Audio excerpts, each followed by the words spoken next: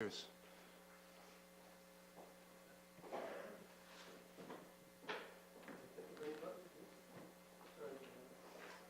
There it is. Oh, There we go. Well Welcome. Thank you, Your Worship, members of council. It's my distinct pleasure to introduce you to our new Chief of Police, Craig Ambrose. As you can see, I'm here as his protection detail this evening. Craig. Welcome, Craig, for your very first day today. Yeah, it's been a long one. Good evening, Your Honor. I just wanted to take this opportunity when I heard about the meeting to come and introduce myself and say that I'm really looking forward to working with everybody here and working with the Police Services Board and making a great opportunity here in Owen Sound. And if anybody needs to get in touch with me, I'm available. The door's open, and certainly looking forward to a fresh start and a lot of exciting challenges and opportunities. So, Good. We welcome you. It's looking forward to working with you. Maybe not everyone knows, but Chief or Acting Chief at this moment, Ambrose, is married to a local girl, so that it kind of shows that he's up there as far as standards go. So yeah, exactly. Really pleased to have you here. Thank you. Thank you very much. Thanks.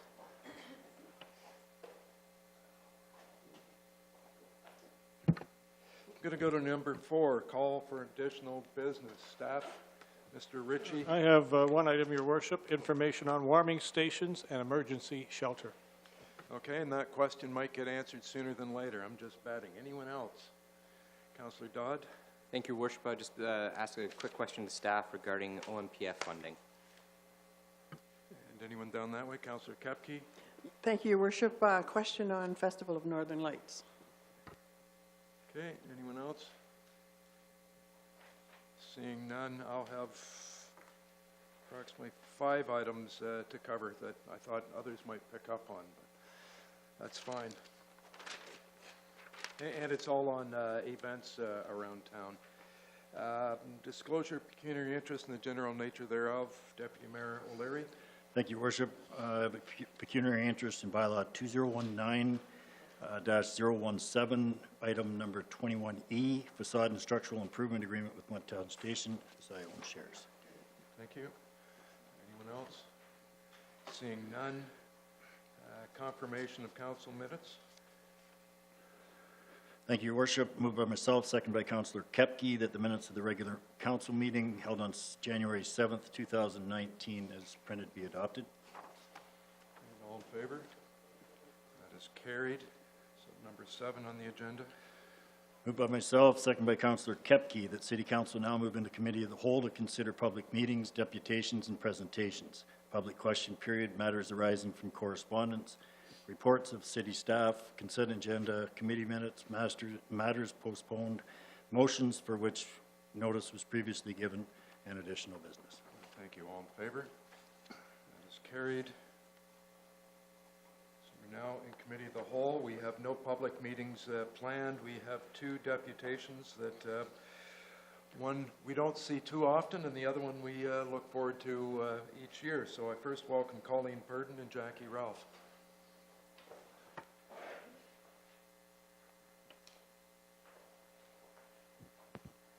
Thank you, Your Worship and Council. It's a delight to be here again for our 9th Oneworld Festival.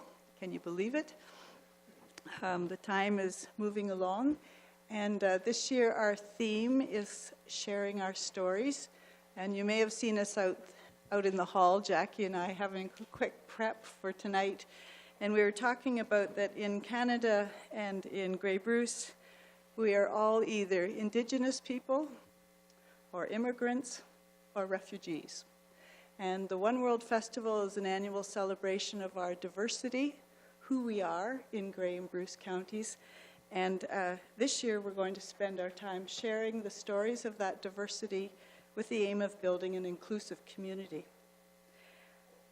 So the Oneworld Festival is a joint project of the Inclusive Communities Committee and the Community Living Grey Bruce. We wouldn't be able to do this festival without community living.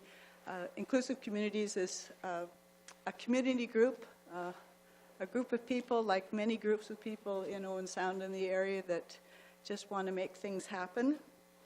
We have a website, so I'd really encourage everyone to have a look. It's on the PowerPoint.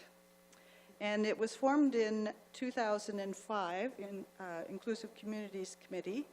And we had two very successful conferences called Weaving Our Communities with Indigenous communities in Saugeen and Nawash, looking at ways that we can work together, the two communities.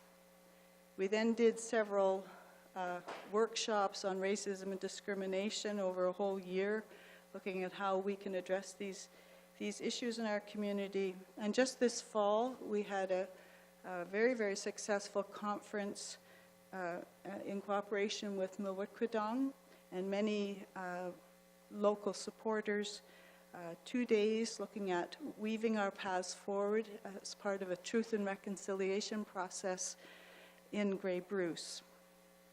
So, and we've had 8 Oneworld Festivals.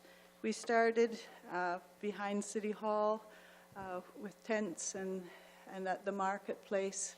And for the last few years, we've been over on First Avenue West. And that's where we'd like to be this year, too. So that's one of the reasons we're here, is to get your approval to hold the festival again on First Avenue West. So the purpose of the Oneworld Festival is to build respectful relationships and foster development of inclusive communities during a whole month-long celebration of diversity that's happening all over Grey and Bruce. We want to engage individuals and groups, schools, businesses, agencies, and actually everyone in our community, all ages. And we want to build awareness of our rich heritage. So we came from many different places, or some people were already here in Grey and Bruce and in Owen Sound. And it's such a rich cultural heritage we have to share. We do want to build understanding and acceptance, and we want to celebrate our diversity and not see it as something that comes between the people of our community, but something where we can learn and share together. So the objectives of the Oneworld Festival are to increase activities and attendance every year, and that has been really successful. We had 1,500 people come last year to the Oneworld Festival. Most of them were under the age of, I'd say, 13. So the buses roll in from far and wide. This year we even have buses coming up from Walkerton. The schools have taken this on as a really critical part of their curriculum, and they're integrating the Oneworld Festival into their curriculum and bringing their students to learn and to share and to experience diversity. We're inviting everybody from all backgrounds and all ethnic groups and all abilities, and just whoever you are, just come. And it's a big celebration. We are also very happy that people are now seeking us out to come to do displays or presentations or workshops or just games and fun to show the heritage that they bring to this community. So there'll be many performances in the library and presentations. Some school classes work for a long time to do a specific presentation. One of the ones I found most moving was a whole school class who did a song and learned all the sign language to go with the song and taught us how to sign the song while they sang it. There's puppetry, looking at Jackie, and poetry, dance and drama. Community Living did a whole dance presentation a few years back. And many, many places for conversation. We get a lot of our funding from the federal government, and they like our festival because it's one of the few, well, they said it's the only festival they know of where we have a broad theme and include the Indigenous perspective and people. And the Métis and Mawikwadong and Nawash and Saugeen are present at the festival, teaching about Indigenous culture in this area as well. So we're very pleased that we have such a broad and diverse group of people. So So I'm going to pass it over to Jackie now. And just before I do that, I'm really impressed with your new digs. So we just always focus on the two most important outcomes, and that's just to broaden the number of people and the kinds of people and the types of people and the communities of people who come. We want people to know this isn't just a multicultural festival, it's multi-everything, right? Multi-ability, multi-identity. So it's just, we want the whole community to take part, and we want their enthusiasm, right? That's why it's there. We want the kids to have fun and to learn. And Ms. Holman, who's now at Eastridge, said it so well. It is by attending and performing at this event that our students begin to understand that Grey Bruce is home to many faiths, many cultures, and that we share a really unique history. So there's just some great pictures to show you of the different people and the events that we've had. So this is your former Operations Committee, Bob Hope member, Give Me Three Notes playing there. Carlos from Owikwadong is present. There's our beautiful band shell being used, which is so awesome. This picture here just shows that we spread out that whole street. We used the Tom Thompson Gallery, we used the library, we used the street, we used St. Andrew's Church.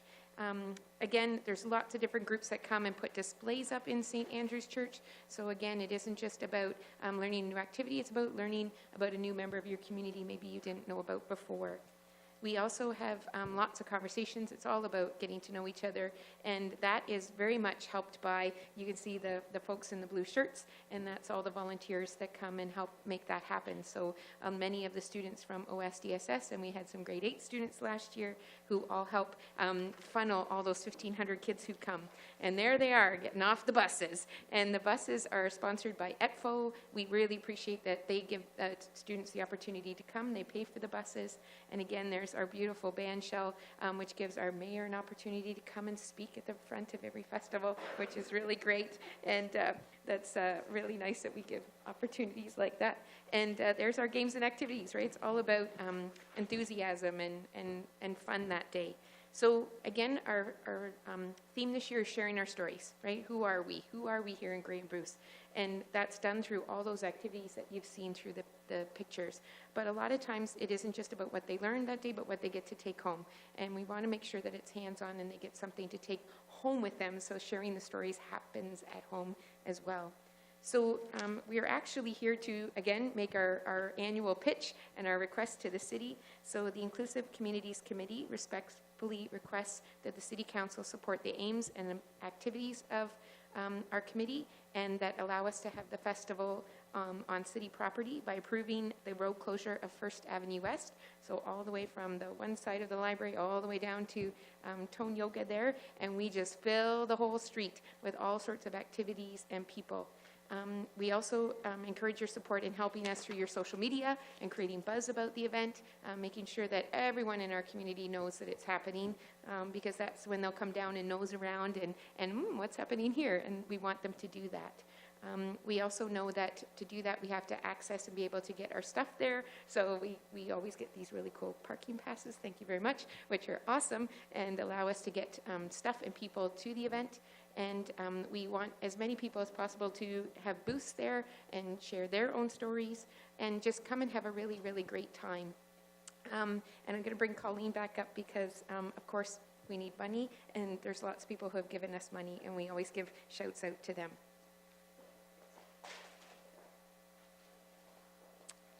Well, there's the list. We couldn't do the festival without all of this support. It's so important. And we get a lot of local support, too. You can see all the names. I'm not going to read them all out. But the support of the teachers is particularly important. Part of our I'm just moving on. Part of our mission is really to build a new generation here where we don't even have to think about celebrating diversity, because that's just what we do. I want to point out we have a lot of support from Owen Sound Police, and I'm hoping that our new chief will be just as supportive as Bill Sornberger was. And I actually had a police officer say to me not so long ago, saying that the Oneworld Festival is his very favorite event of the year. And it's so great for young people to be there and have those kinds of conversations with officers like Dave, who lives down the street from me. And we want to thank all of the performers and volunteers and everybody who comes. There's a lot of power in an inclusive community. There's a lot of power in a community where people share their stories and see one another as part of a community. And there's a lot of fun when people come out to celebrate the things that make us different and help us create this every year. These are words from a man who became blind unexpectedly and went from being an IT wizard who traveled the world to being an inclusive communities person who travels the world. How do we build a positive, respectful community where every person is valued and feels valued with their difference? And his answer is we need to be more comfortable with the uncomfortable and less comfortable with the too comfortable. The greatest enemy to human potential is your own comfort zone. And his quote there, I'm not different from you, I'm different like you. John Dorland, he's an amazing person. So inviting everyone here in the room and anybody watching and all of council and staff to sharing our stories, happening on May 23rd, hopefully on First Avenue West from 9:30 to 2:30. And a big thank you to Owen Sound Council for the support you've given to this event for the past 8 years. Oops. Oh, we're back to the beginning. Thank you. Good, thank you. So that website you referred to is one really big long word that says Grey Bruce OneWorldFestival.org. So there's no dashes between any of those words, so that's where you can get information. Ms. Coulter, as I recall from the last 8 times, that we'll get a report back after this request has come in, and it'll come to council or to committee, whichever, in the coming weeks.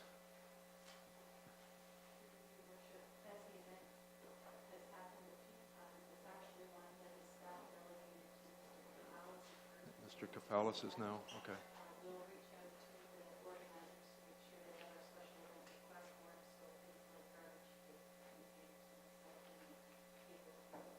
Good, thank you. Your microphone's now, oh, I don't know, it's doing something funny there.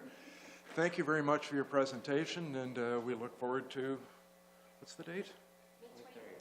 May 23rd. Perfect, thank you.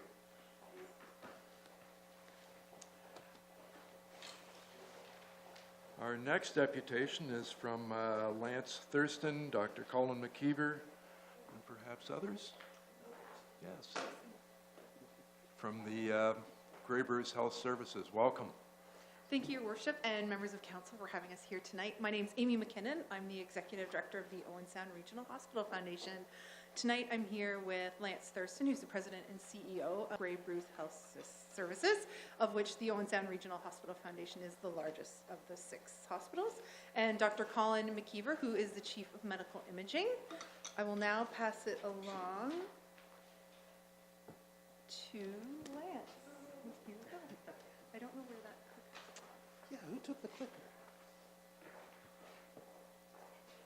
Oh, thank you. So thanks very much. It is great to be back in the municipal cradle of government. Spent many, many years at the municipal scene, and it's kind of like coming home. It's nice. Thank you. So I'm going to provide just a little bit of color to the presentation before we get into the technical side of things, a little bit of context. So the Owen Sound Regional Hospital is part of Grey Bruce Health Services, and we, as an organization, are a $200 million budgeted organization. We have 1,600 employees in total, 1,200 of which work out of the Owen Sound Regional Hospital.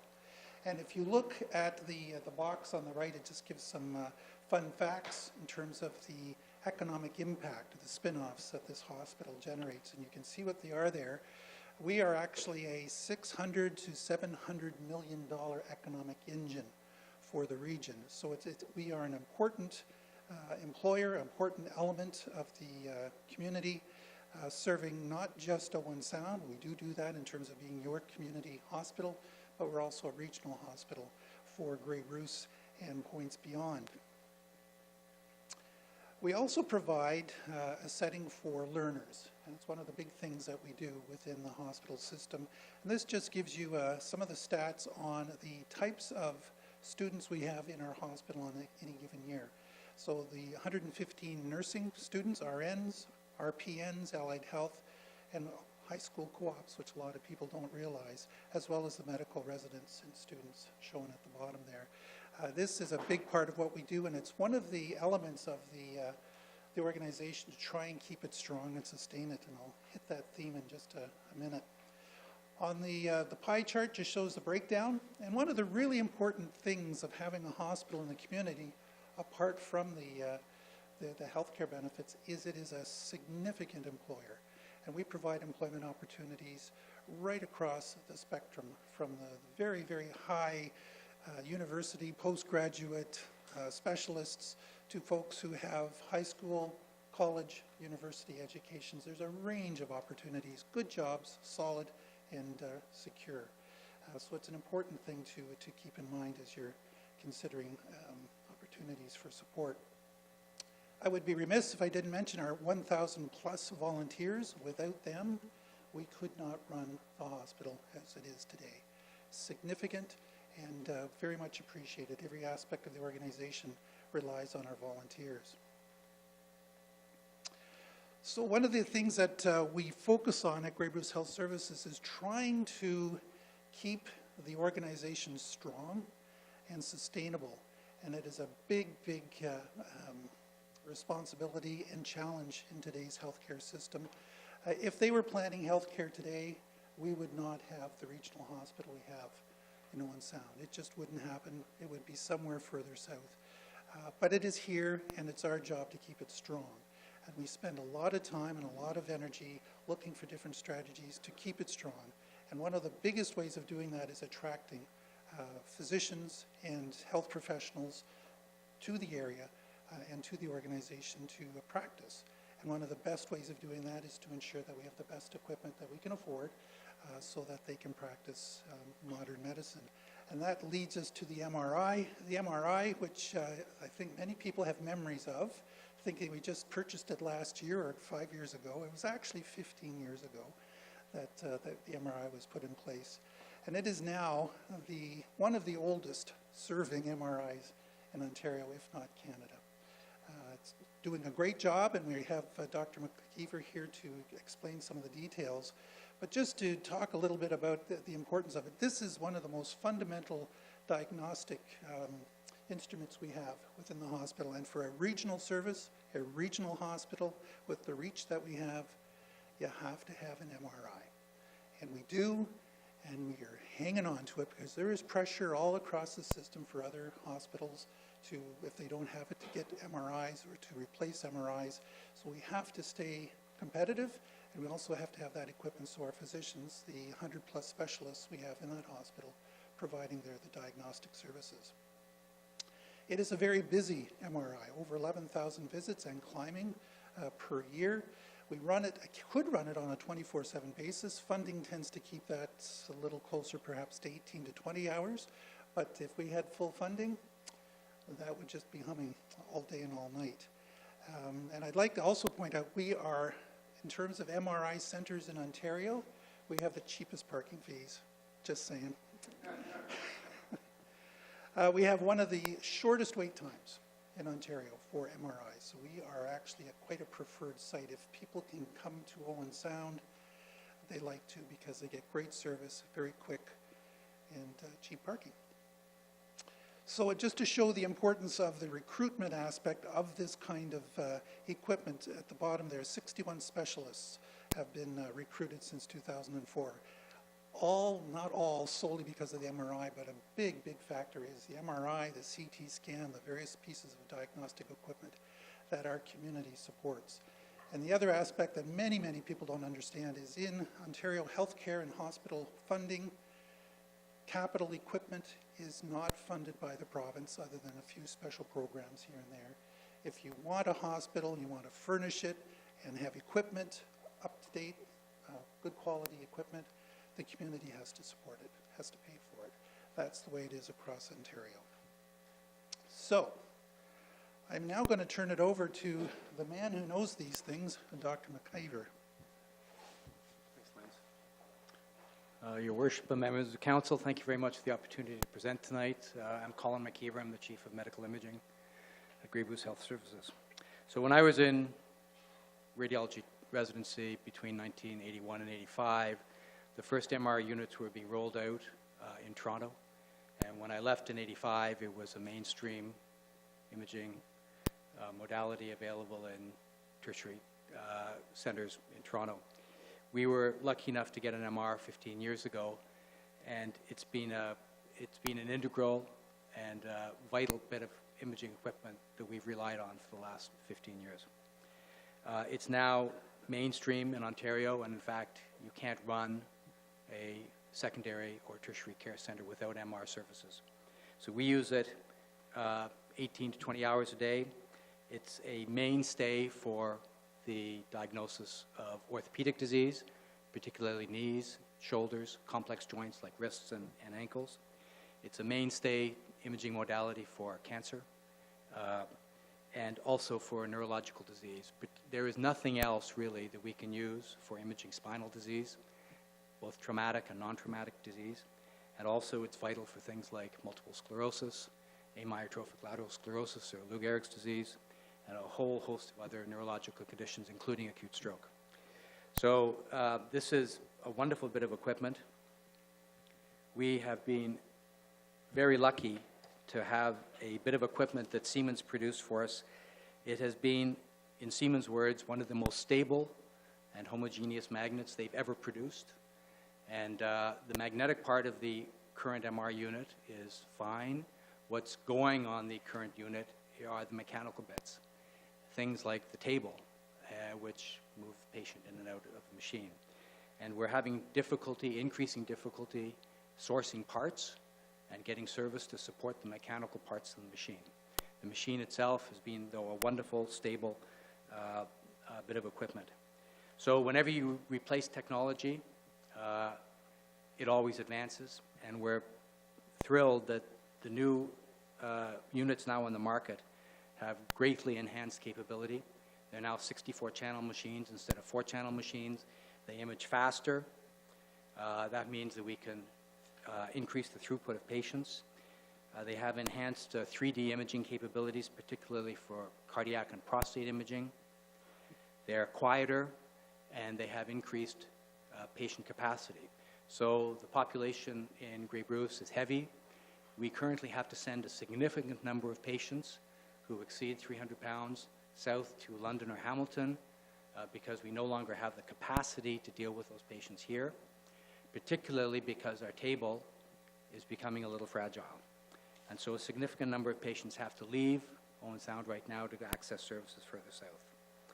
The machine is also going to be more energy efficient, quieter, and generally more comfortable in all respects for patients. So I just want to point out one final thing, and that is that in order to continue to recruit and maintain our specialist physician base in Owen Sound, it's essential that we have an MR. Patients or physicians who are graduating now who have a choice of working anywhere in the province, if they're specialist physicians and they've been trained with MR, they will go to a center that has good MR services. And if we are unable to maintain our MR access in this area, we will not be able to attract new physicians. The MR unit that we currently have has been instrumental in us increasing our specialist physician staff by about 60 people over the last decade and a half. Thank you very much. I'll turn it over to Amy now.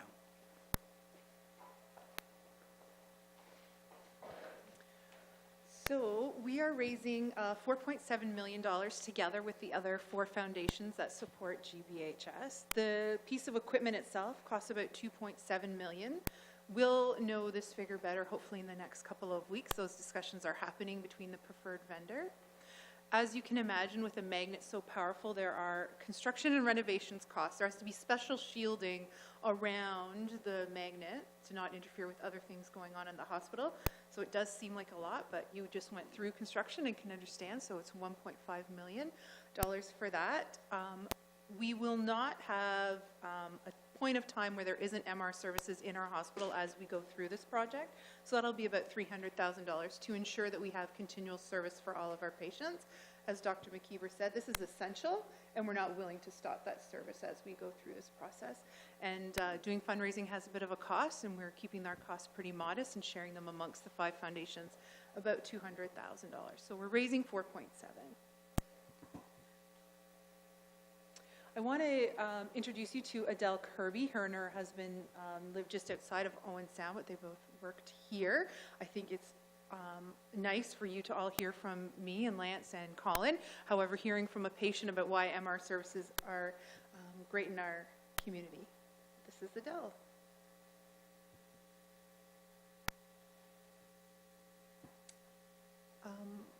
Sound? See if I get this pause.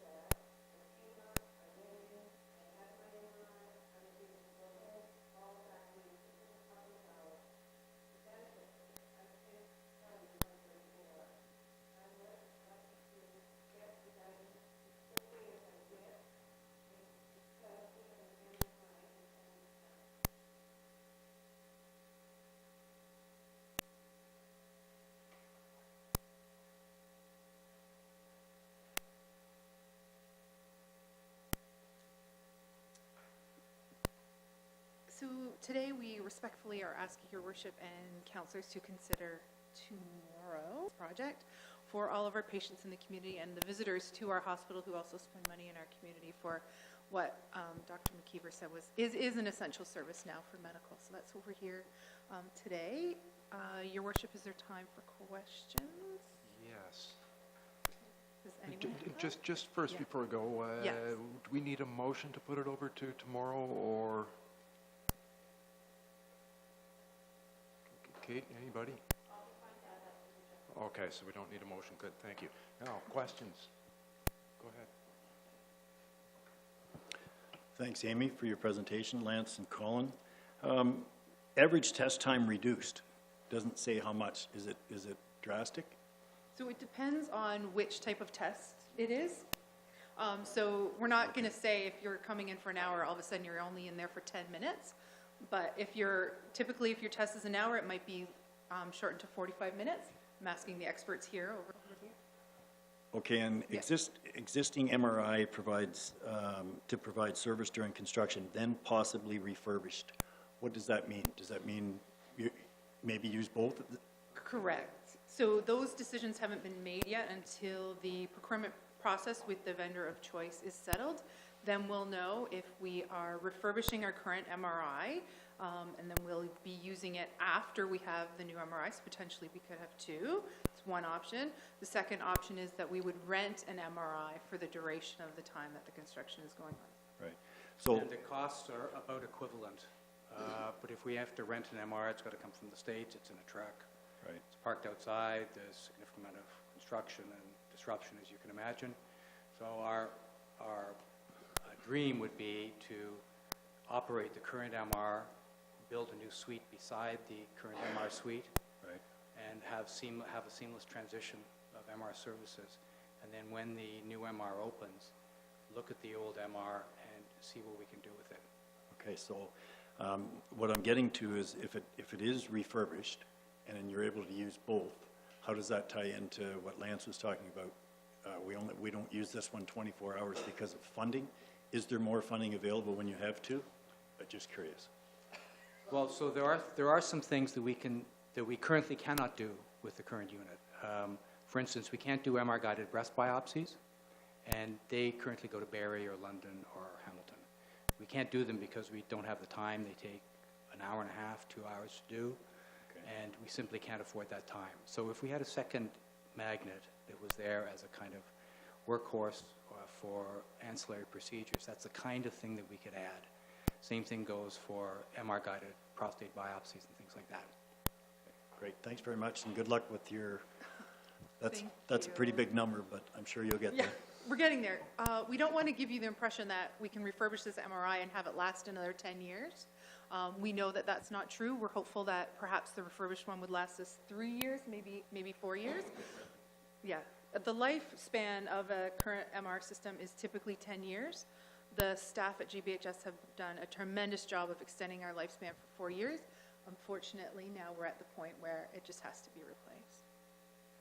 Go ahead, Carol. The training costs for those people with the new unit. Anne, are there training costs? This is Anne Robertson. She's the manager of medical imaging, so she's been having some MRs lately. Yeah. So we don't really have to do a lot of training because all of our staff are specially trained already, as are the radiologists.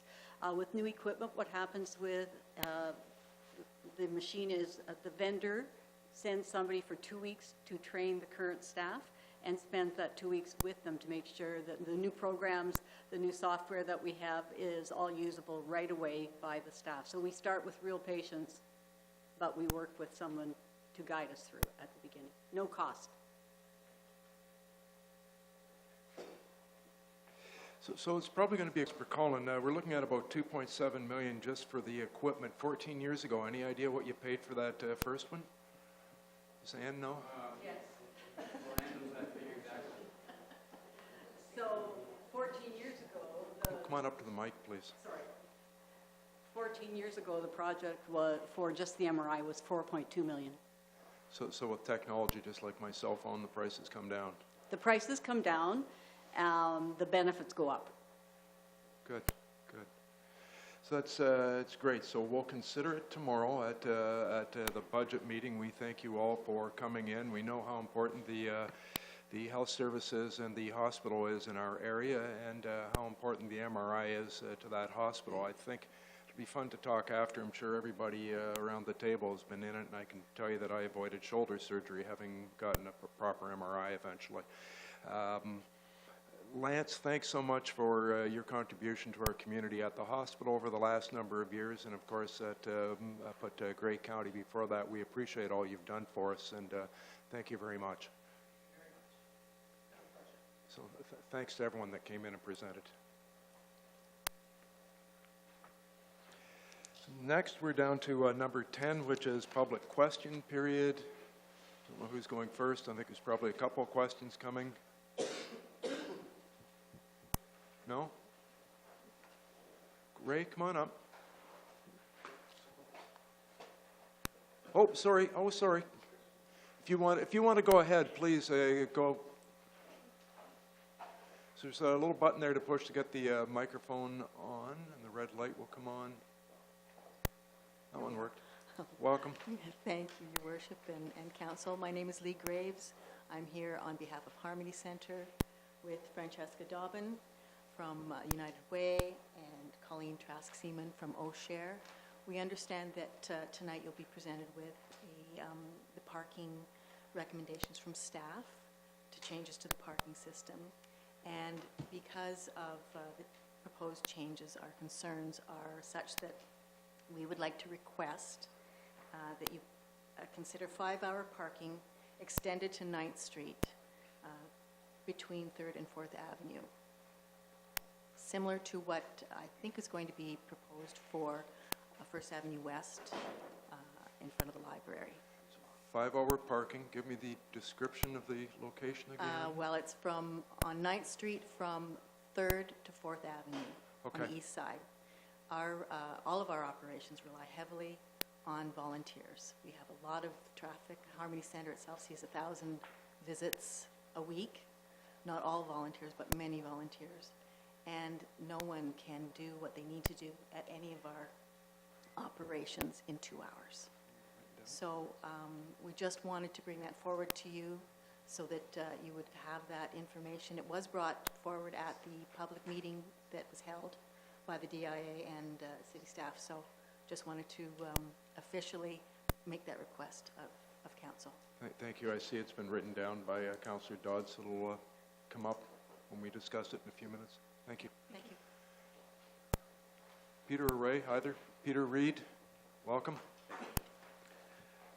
Peter Reed from Owen Sound. I've stood here a few times now, unsuccessfully asking questions about the restructuring of the Owen Sound Downtown Improvement Area Board of Management. In addition to asking here, I've asked at the DIA, unsuccessfully. I've requested information directly from the city manager, unsuccessfully. I filed a Freedom of Information request over 30 days ago, which they failed to respond to in the allotted time. The last DIA meeting, they didn't allow any questions before or after they passed the agreement with the city. The agreement whose final draft was kept from its members. I was actually only allowed to view a copy the evening of the meeting on the condition I did not leave the meeting or communicate with anyone outside. I had prepared a list of questions tonight regarding this agreement. Instead of wasting my time reading them, I'll give copies to the clerk and pass them out to some of you. So I just have one verbal question tonight.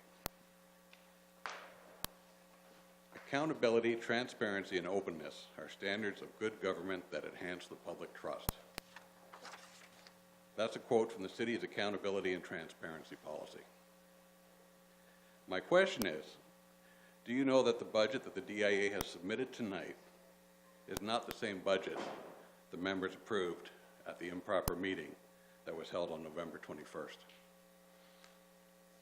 I'm going to go to Mr. Ritchie or Ms. Allen on that. Certainly, Your Worship.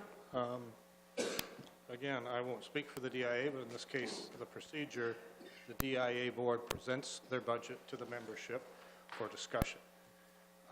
That is the DIA board's budget to bring to council. They followed what they were required to do, and that is to, I was certainly, my understanding is that they presented the budget, there was full discussion. The concept of the budget will not change, and we'll be discussing that in my report shortly. The budget they've attached to the agenda for tonight is not the same budget that was presented on the 21st of November, sir. I answered the question, Your Worship. I can't speak for the DIA. The intent is, it will be very clear in my report tonight exactly what the intent of, excuse me, that budget and the relationship between the DIA board, the city, and hopefully the merchants will be moving ahead to provide better parking services to the general public. So I'll gladly discuss my report at any time with anyone. Thank you. Mr. Botten, welcome.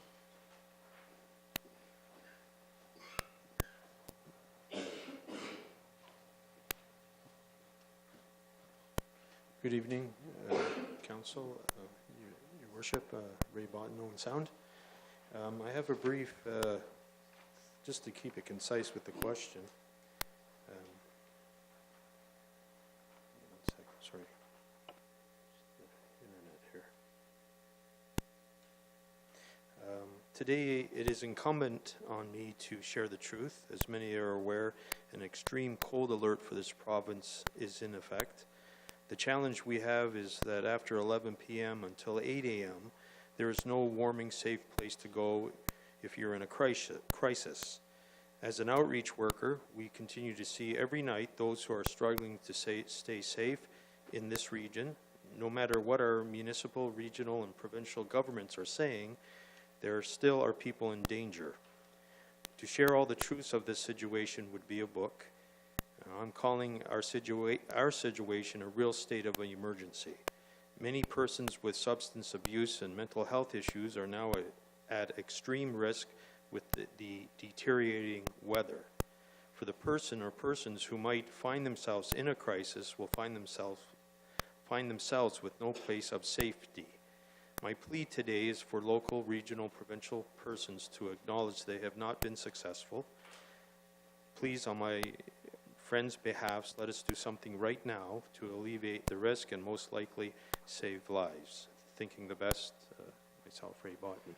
Thank you, Mr. Boughton, and this is basically, you sent that in this afternoon that gave It us was a late, chance. yes. No, that's fine, gave us a chance to scramble and find out exactly what is out there, so we make sure we give you a good answer.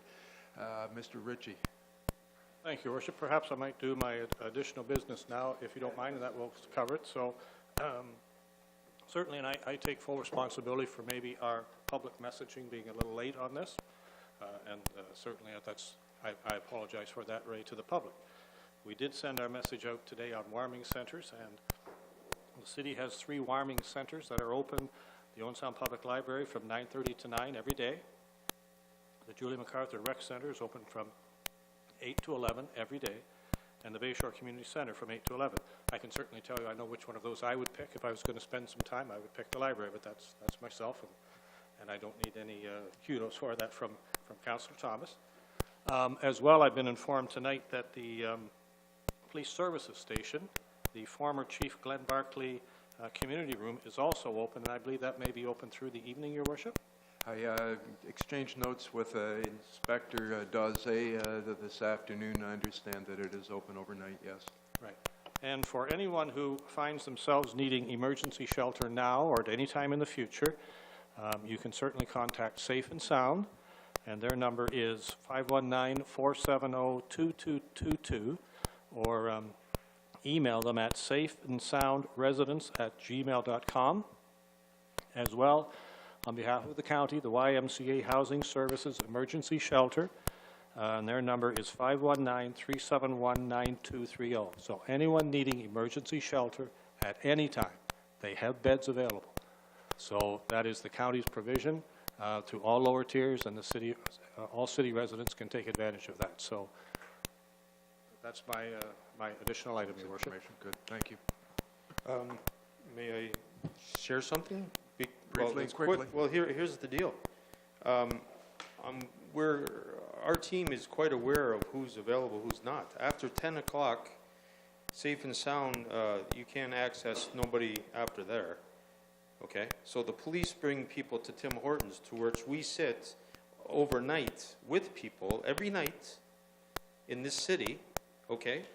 So the truth is out. We don't purpose to get someone their own dignity brought low because we have to share this. But the fact is, we appreciate that there are some services granted.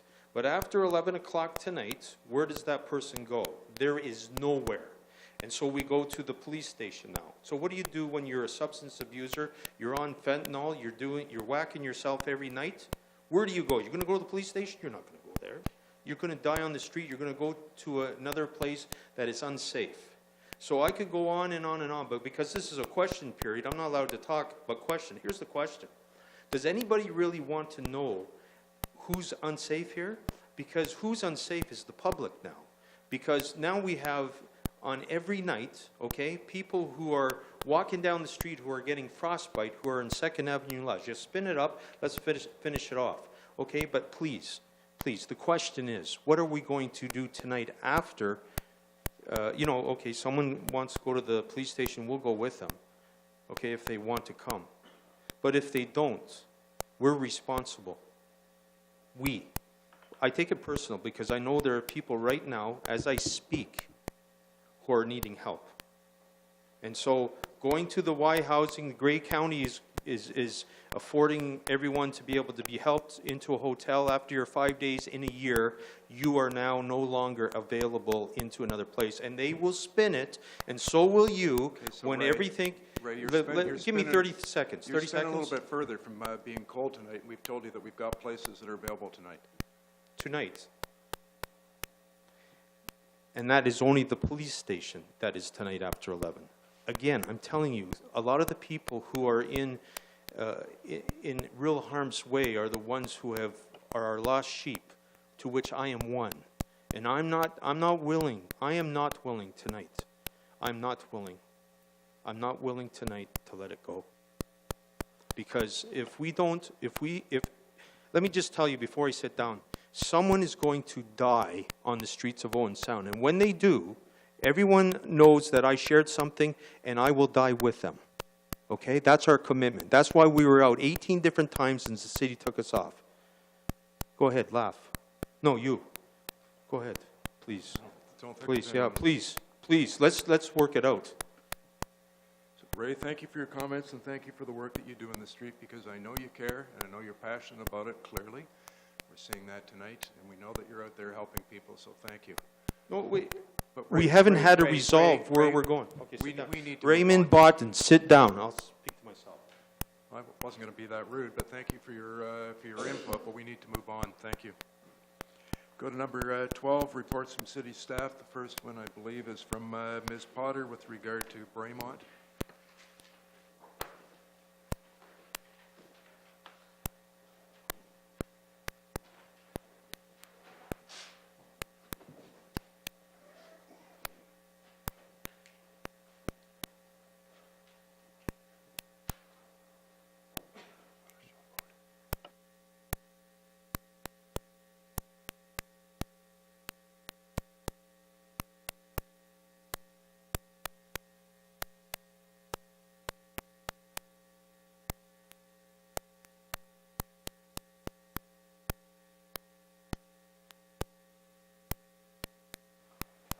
Good evening and thank you, Mayor Body and members of council.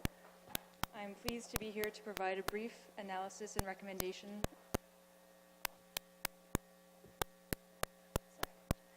on applications by Braemont Owen Sound Corporation for official plan amendment and zoning bylaw amendment. A future draft plan of subdivision application is anticipated but has not yet been submitted. A further process, including public consultation, will be required upon receipt of the detailed subdivision application. Tonight's focus is on the official plan and zoning bylaw amendments that are required to set the policy landscape for any future development and detailed design on the lands. For those watching, the Braemont lands are located on the north side of 8th Street East, adjacent to and east of the hospital. With approximately 318 meters of frontage on 8th Street East and 421 meters of lot depth, the property is just over 13 hectares in area. Telford Creek flows diagonally across the property with a small associated wetland not proven significant. 20th Avenue East is planned to extend from 16th Street East between Houghton Depot and Winners, or the Heritage Grove site, south through the subject lands to 8th Street.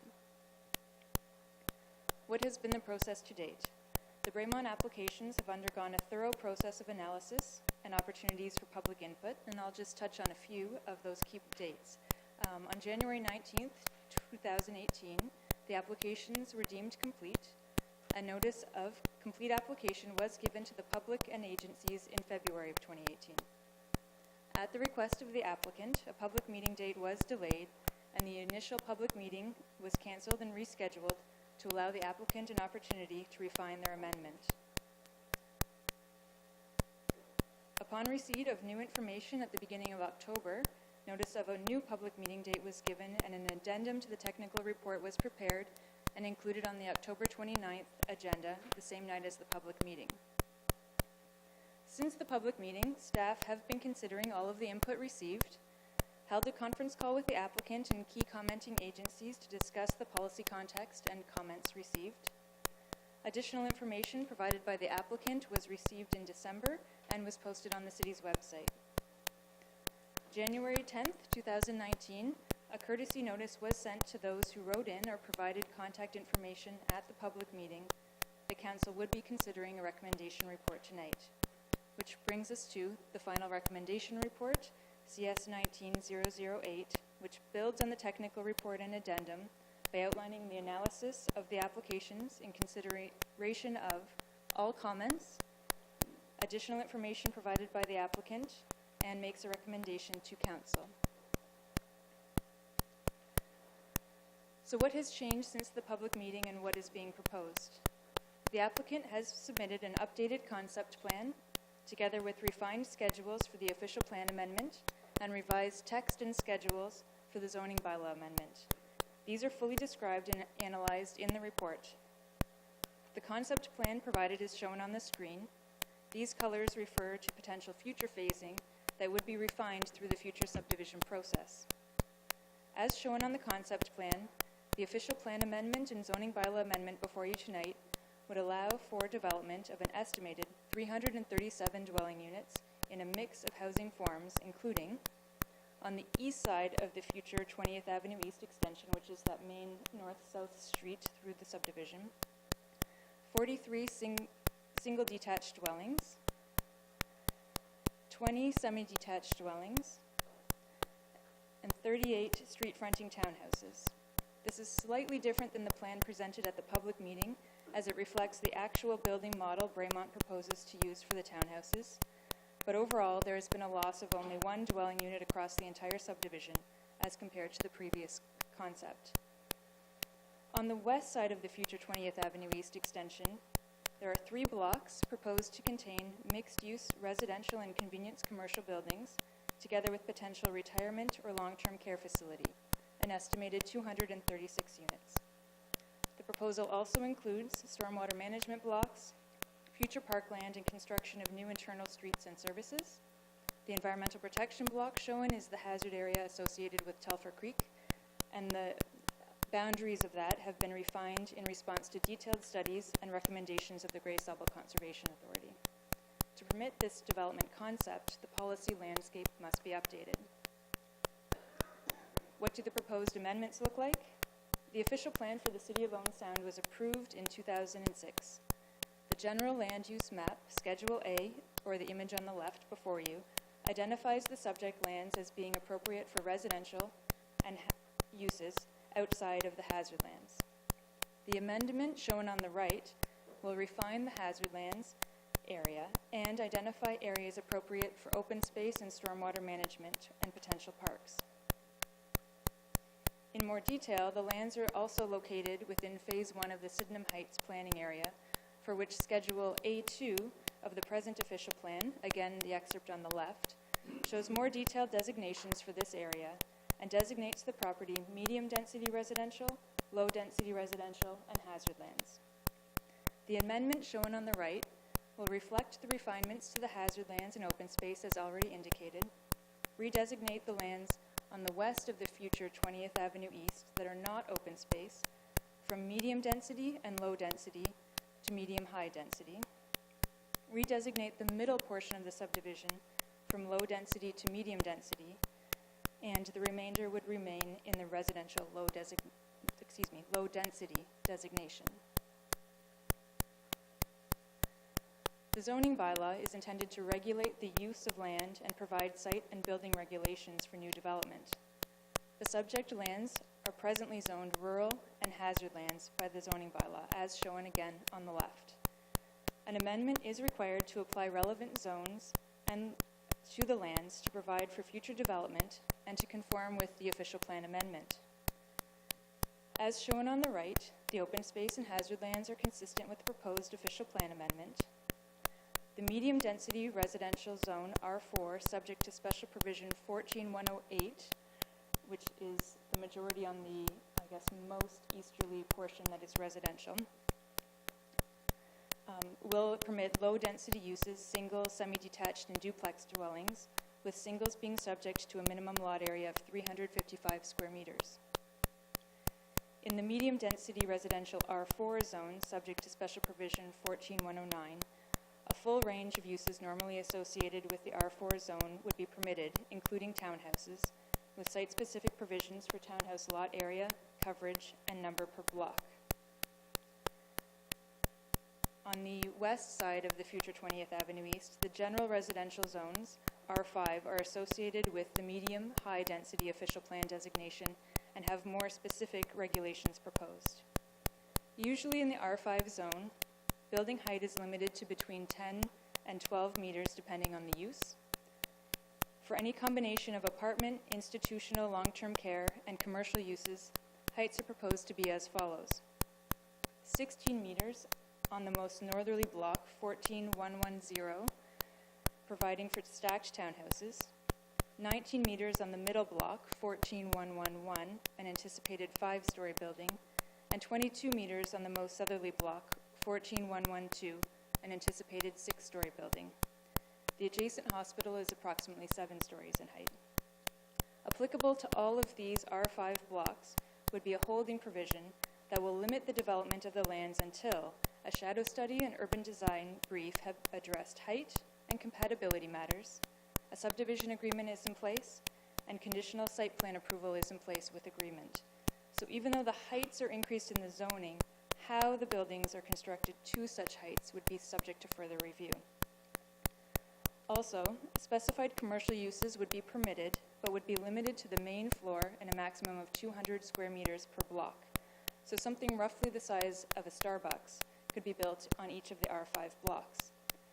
These limitations on the commercial aspect are in keeping with the direction of the official plan to ensure that this area, planned for primarily residential, provides for appropriate neighborhood commercial uses, but does not include an amount of commercial that would negatively impact other areas with a planned commercial function, such as the downtown.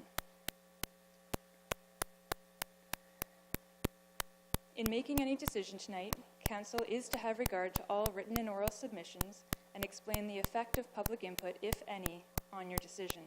This is important as it is a reflection of the updated Planning Act requirements. So what were the comments? Of the comments received, none were opposed to the official plan amendment and zoning bylaw amendment in principle. All of the comments have either been heard by Council at the public meeting or attached to previous agendas, with the exception of the engineering services comments, which are attached to my report. Engineering services has no objection to the official plan amendment or zoning bylaw amendment, but they, along with commenting agencies, offered comments on detailed design, which will be important to address at the time of the detailed draft plan of subdivision.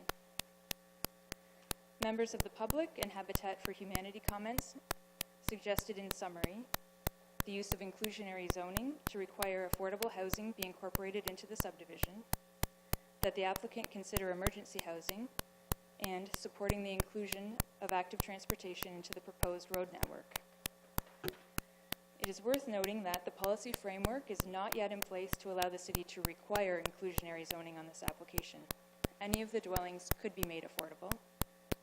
Housing vulnerable members of our community is important. Social housing is led by Grey County here, and emergency housing is available through the YMCA, and as we heard earlier tonight, warming centers are available at police services. Active transportation will be a consideration of the detailed subdivision design. The county is also working on a design for corridor improvements to 8th Street East, or Grey Road 5, which are anticipated to result in a more urban cross-section leading to this site in the future.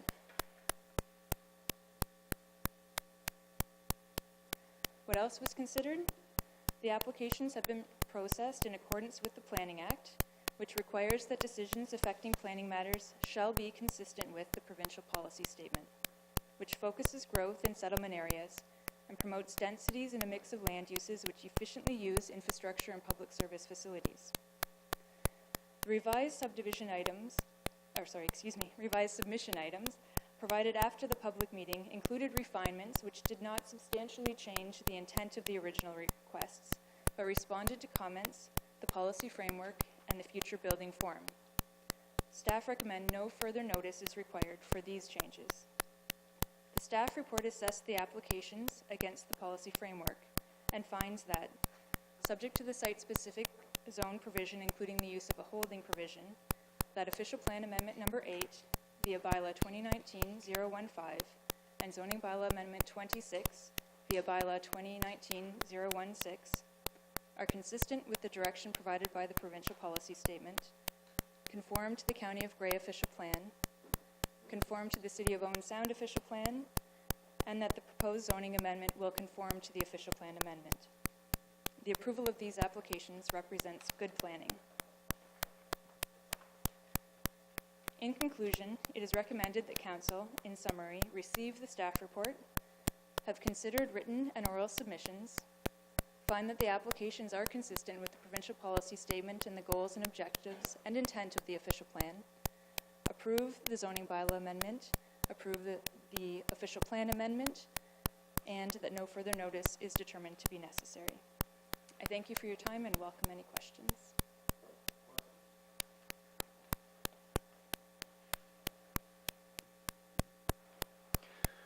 Thank you, Margaret. I guess if anyone was wondering what a senior planner does for work, just try and read this report because it is long, it is thorough, boy, there's a lot of work in there. I just wanted to ask about the park land. You deal with that later on, correct? In terms of the parkland dedication, through a subdivision, you can request a certain amount of land or cash in lieu as a parkland dedication from the But this developer has to have a park in this subdivision? Not necessarily. It's not identified in the Parks and Recreation Master Plan for this site. However, there is a parkland dedication requirement that they would have to achieve, and I'd have to look back at the master plan, but I'm not sure if it addressed like smaller parks. The area in here, this area I think isn't identified for like a larger community park in that plan though. Okay, so what's the 500-meter rule then for? Do we have to? Maybe Pam can help. Is there a bylaw or a law saying that we have to have a park within a certain amount or a certain area? Through you, Your Worship, there's no bylaw. It's a Recreation Parks and Facilities Master Plan. It looked at it looked at two things. One was parkland, and it did say generally in this East City, in the Sydenham Heights planning area that we should be looking for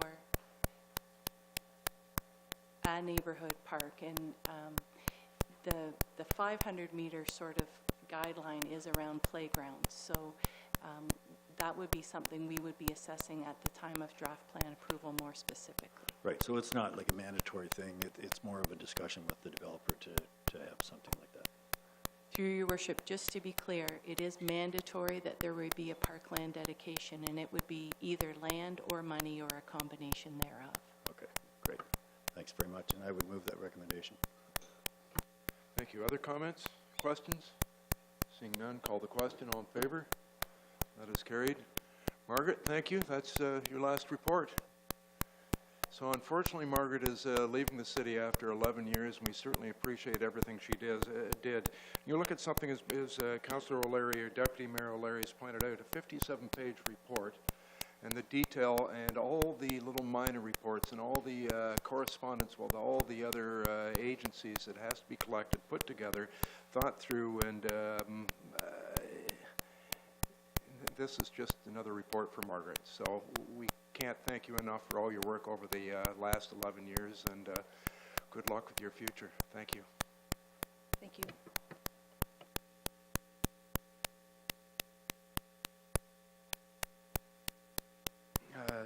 12B then from City Manager. Thank you, Your Worship, and certainly I want to echo your comments.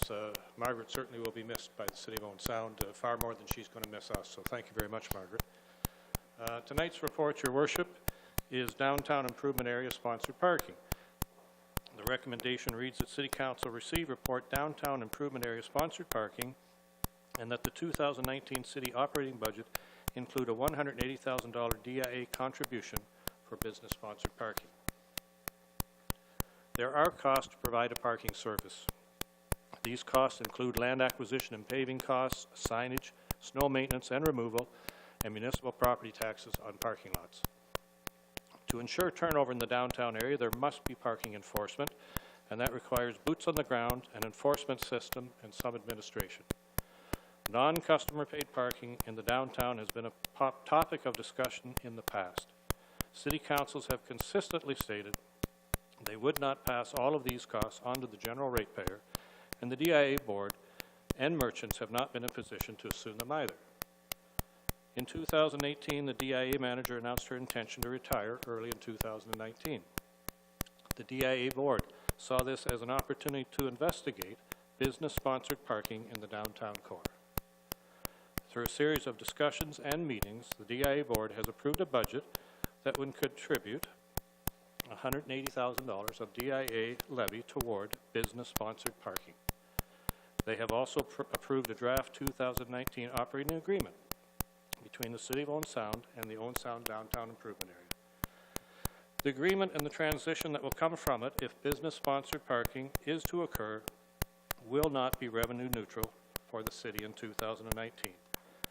There will be budgeted costs of $60,000 for downtown parking, of which approximately $30,000 will be for municipal property taxes paid fully to the City of Owen Sound. Over time, I hope the net cost for both parties may be reduced, but for 2019, that is the budget. There will be additional responsibilities assumed by the city for maintenance items in the downtown core that are currently done by DAA staff. City staff in parks and operations are looking at methods to do this work that may make other city operations more efficient and effective as well. Staff from our Community Services Department will provide marketing and promotion and event facilitation services for the downtown core with direction and a financial contribution from the DIA. I can tell you, Your Worship, each year hundreds of hours of city staff resources are devoted to the downtown paid parking system, processing ticket payments, handling cash, repairing meters, and discussing and arbitrating tickets with disgruntled customers. It is difficult to tie any of that time and effort back to the city's strategic plan. Those hours can be better spent doing so many things to make Owen Sound where you want to live. I want to thank the members of the DIA board and the administration staff who have worked very hard on this opportunity.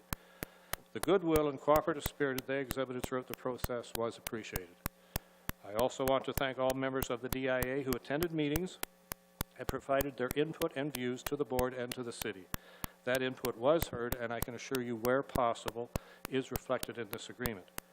With that, Your Worship, I'll go back to the recommendation, which is that City Council receive report downtown improvement area sponsored parking, and that the 2019 city operating budget include a $180,000 DIA contribution.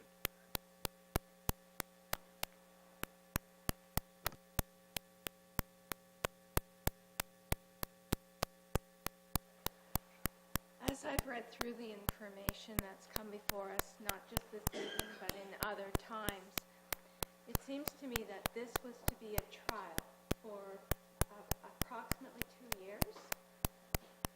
I wonder if there are any measurements or any parameters that have been agreed on by both parties to begin with the end in mind. How are you going to measure whether this is working or not working so that everyone operates from the same page? I would say, Councillor Merton, certainly we hope to measure success. We haven't agreed on exactly what those measurements would be at this time, but you're exactly right. I will point out to the community, the next several years we know in the downtown are going to be challenging times. We know that.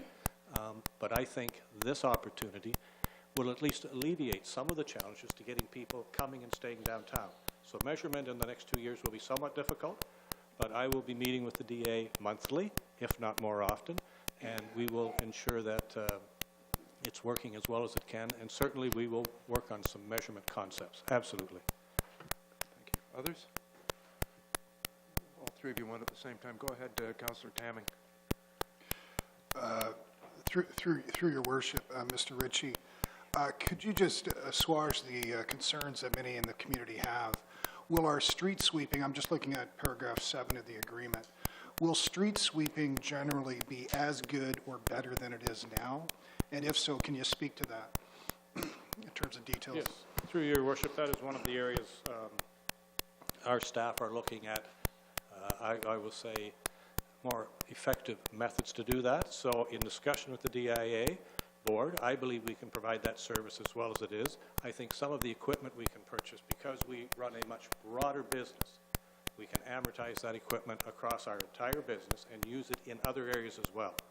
So I'm committed to working with the board to make sure it is as good as what they have.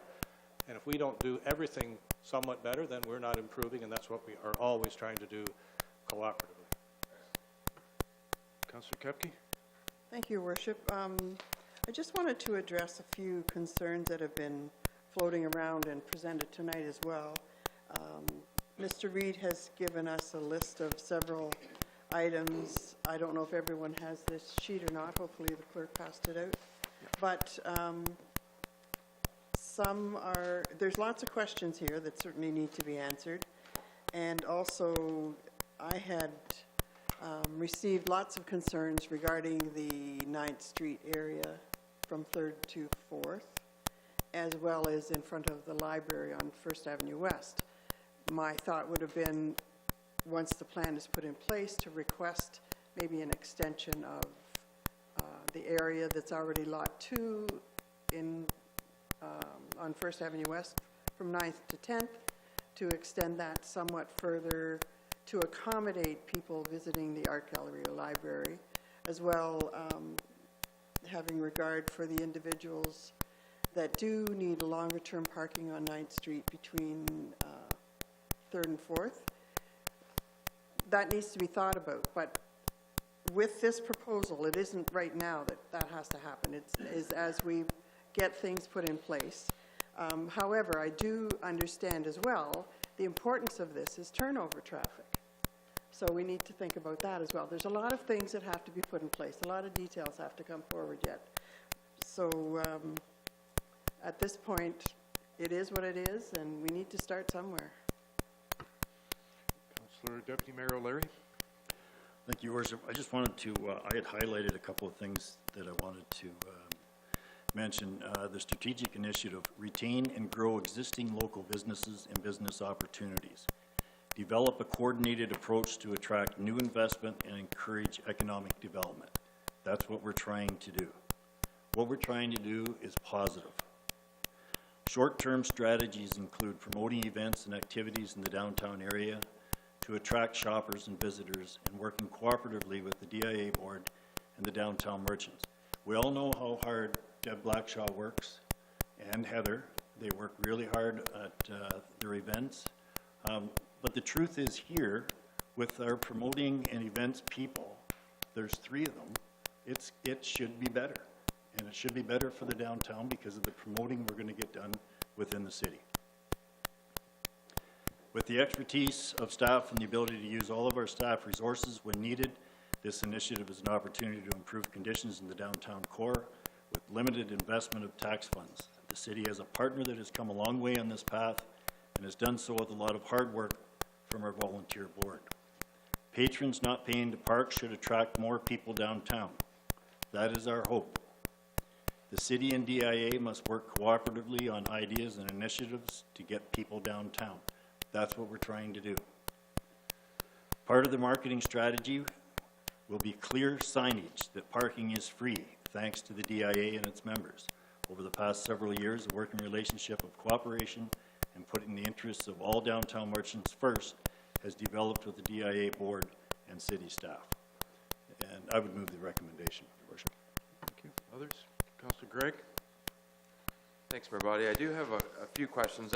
Some of the parking concerns that were mentioned earlier tonight are ones I also had similar concerns for.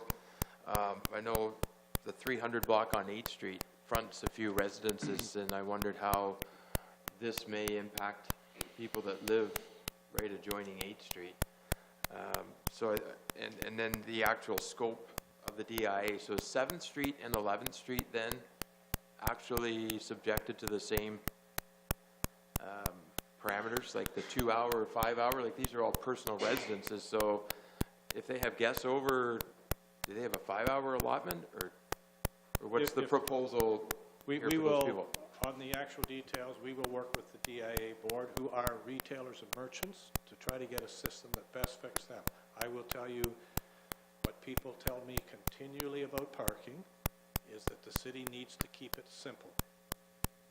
And it's difficult to have a myriad of parking rules, street by street, block by block, and not have people come into our offices now, if this goes through, and say, what is it on 8th? What is it on 10th? What is it here? So it's a challenge to keep it simple, and yet also complex enough that it works for all of the stores, all of the residents. I will tell you, and this is a challenge the city faces in much of our business.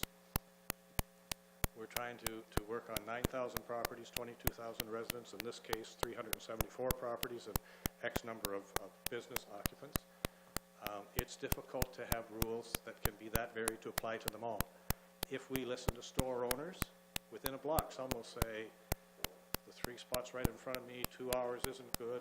I mean, it's always a challenge, but we will work with the board, who are retailers and merchants, to come up with a system that is as simple as possible and yet still diverse enough to cover some of the common needs. We will not be able to come up with a system that covers them all. It will be virtually impossible. We'll do our best. So I do have a few questions, because I anticipate then I can chew off from the minutes that are being carried forward later in the meeting. That this is We're going to be dealing proper with time. them later. They're on this topic. Go ahead. So I guess there's some conflicting direction from Deputy Mayor O'Leary from the September meeting where there was a tabling motion and then a motion to examine alternatives, and that was over. I'm just wondering, it is seemingly that there was then some examination of alternatives, or that motion really just stood? What alternatives were examined? Because is there any evidence out there of where this has worked? I'm just looking. Mr. Parsons from the DA is here. I wonder if he wants to come to the microphone and answer that, because he's probably the best one that can answer what went on at those meetings since he chaired them.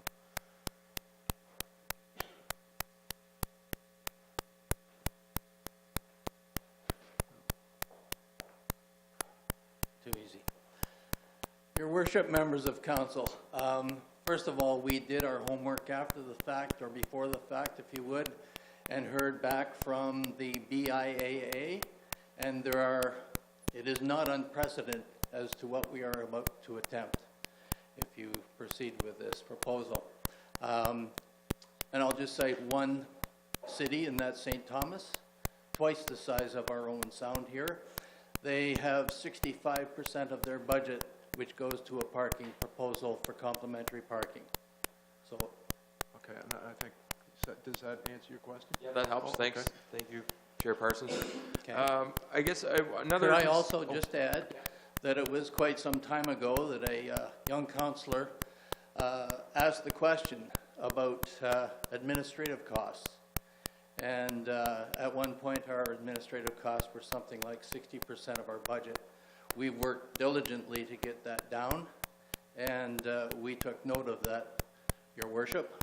Somebody got hung out pretty badly for that, but anyway. I understand that. I wasn't going to mention that piece, but having said so, I believe that this is more efficient use of our funds for the majority of our membership. Thank you. Other questions? I do. I still have a couple. Any concerns or discussion on future DIA board volunteer recruitment? And I'm asking because when the balance is reduced to the scale that it is there any anticipation that it'll be hard to get volunteers to contribute? I suspect that nothing has changed. It has always been hard to get volunteers.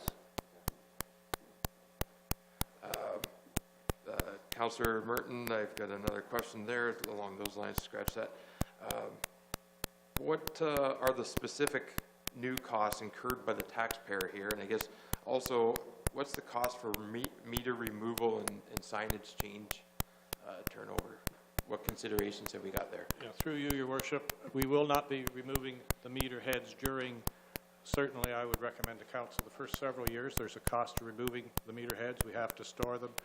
When we put them back out, quite often we find they don't work. So what our thought is moving ahead, and I've discussed this with the board, we would have very attractive but quite noticeable signage right over the slot of every meter saying, you know, word to the fact that this free parking is sponsored by the Owen Sound Downtown Merchants. So, and signage, we would certainly be changing signage in conjunction with the board to make sure people know where our lots are and that they are free. Okay. And two last questions. One is 7.8 is the bylaw 2008-46 references Owen Sound snow removal bylaw. because the charges have recently been discussed and changed, is there any changes needed to that, or is that recognizing the prospective changes? I would have the clerk assist me to make sure our bylaw is exactly correct, Your Worship, moving forward. Go ahead. Through your worship, the bylaw number has not changed. Okay, and then my last point, I guess, is it's been a very interesting process watching this develop. It was a very interesting meeting in November, and one thing I think that we have to recognize that really hasn't been discussed much at length yet is over the next 18, 24 months, the importance and maybe the essential nature of getting a lot of traffic off some of the side streets that people are parking on currently. So I'm thinking of 3rd Avenue West in front of the Billy Bishop Museum and 4th Avenue East, because we know when that bridge comes out, and 8th Street and 9th Street, I don't know what the prospective plan might be. It may be 3 lanes of travel, maybe 4 lanes of travel, might be 2. But the need to move traffic effectively and efficiently, I think, is going to require that we get a lot of those cars off those secondary streets where right now people are just parking and using it as a method of avoiding the parking charges downtown. And for a period of 24 months coming, that a lot of those streets just won't be, that's not acceptable. So I think the timing of this recommendation is really well lined up with the scale of the capital job coming up and the essentialness and the criticalness of council in being able to move traffic effectively across the bridge and get traffic north to service those businesses north of 10th Street. So I'll support the recommendation. Go ahead, Councillor Thomas. I just want to comment. I am going to support the recommendation tonight, but it's been a real struggle for me deciding to support that. On one hand, when I was chair of the Economic Development Committee, we commissioned our downtown revitalization study. The #1 finding of that study was that the #1 reason people don't like to come to downtown Owen Sound is because of the paid parking. So here we have a plan that is absolutely going to deal with that #1 issue, and I hope that people will put their money where their mouths are and come to downtown Owen Sound, because the issue has now been dealt with and should no longer be an obstacle. I guess for me a big part of the struggle comes from the stunning lack of response from the overall membership of the DIA. And up until probably this morning, I was not going to support this. And I started thinking about that stunning lack of response. 362 members. And the vote came down to around 40 at that last meeting, or 45, let's say. That, to me, speaks volumes. And I mean, it speaks volumes in terms of the engagement in the downtown with what's going on. Now, you know what? Listen, I'm in business too, and a lot of my days are spent just trying to keep one foot in front of the other and stay focused on what I have to do to stay alive and keep my business afloat. And I think probably most people in our downtown are exactly similar. However, I really hope that I'm not going to hear a huge deluge of complaining once this decision goes by us tonight, because there has been every opportunity. We have people in the room who took the opportunity to make their views known, for and against. And, you know, I think now is the time, if this motion goes forward, for all of us to get on the same page and try to make a success of it. That said, clearly spelled out in the agreement, if a new board is elected next year or the year after, and they say, look, this isn't working for us, they can get out of the agreement and deal with their downtown improvement area in whatever way they choose. So I think that, you know, I'm willing to go ahead and give it a shot, but I really hope we're going to see some support from that 300 and, my math isn't good, 22-ish DIA members that we've never heard from on this issue. I hope there's going to be some support. So thank you. I've said my piece. Thank you. Mr. Ritchie, Ms. Graves had a question about 3rd Avenue. Those details aren't specifically spelled out in the agreement about where there is parking. That will be worked out, or did I miss it? At this time, Your Worship, I believe our overall plan is 2-hour parking on all street meters except Lot 2 and the parking lots. However, very much, if this approves tonight, and the DIA is certainly helping very much to foot this bill, I believe they'd be open to discussing concepts for exactly how it will work once we get there. So there's still some variable in the works, okay? Parking has been an issue downtown. I read some article that was given to me from the Sun-Times that I think was from 1953. Then park meter maid Joni Forsyth's grandfather was a councillor that they were putting in the meters along First Avenue East, and the idea was that revenue would pay for those parking lots. I've got a copy of the letter that was found when they're cleaning up records here that was signed by my father and on behalf of the Menswear Association, which was a predecessor of the DIA, to then Bob Rutherford, mayor, saying that they had the way to solve this problem, and he didn't tell me. I don't know what it was. There is something in Red Herald was given to me, which was Eddie Sargent's paper. Somebody Mann was the editor at the time, and I can't think of the first name. Merchants on 10th Street, Ted Beatty, McElroy's Bakery, along by your business, wanted to make sure that there was meters there. David Adair's grandfather and father, I think, were in business along there, because they were concerned about business people that had stores downtown just parking in front of their stores and removing that parking option. 1986, 87, 88, I had one heck of a heated argument or discussion, really, with then Councillor Peter Lemon at the Trio restaurant. I was in retail, or our family was in retail, and we wanted parking taken out.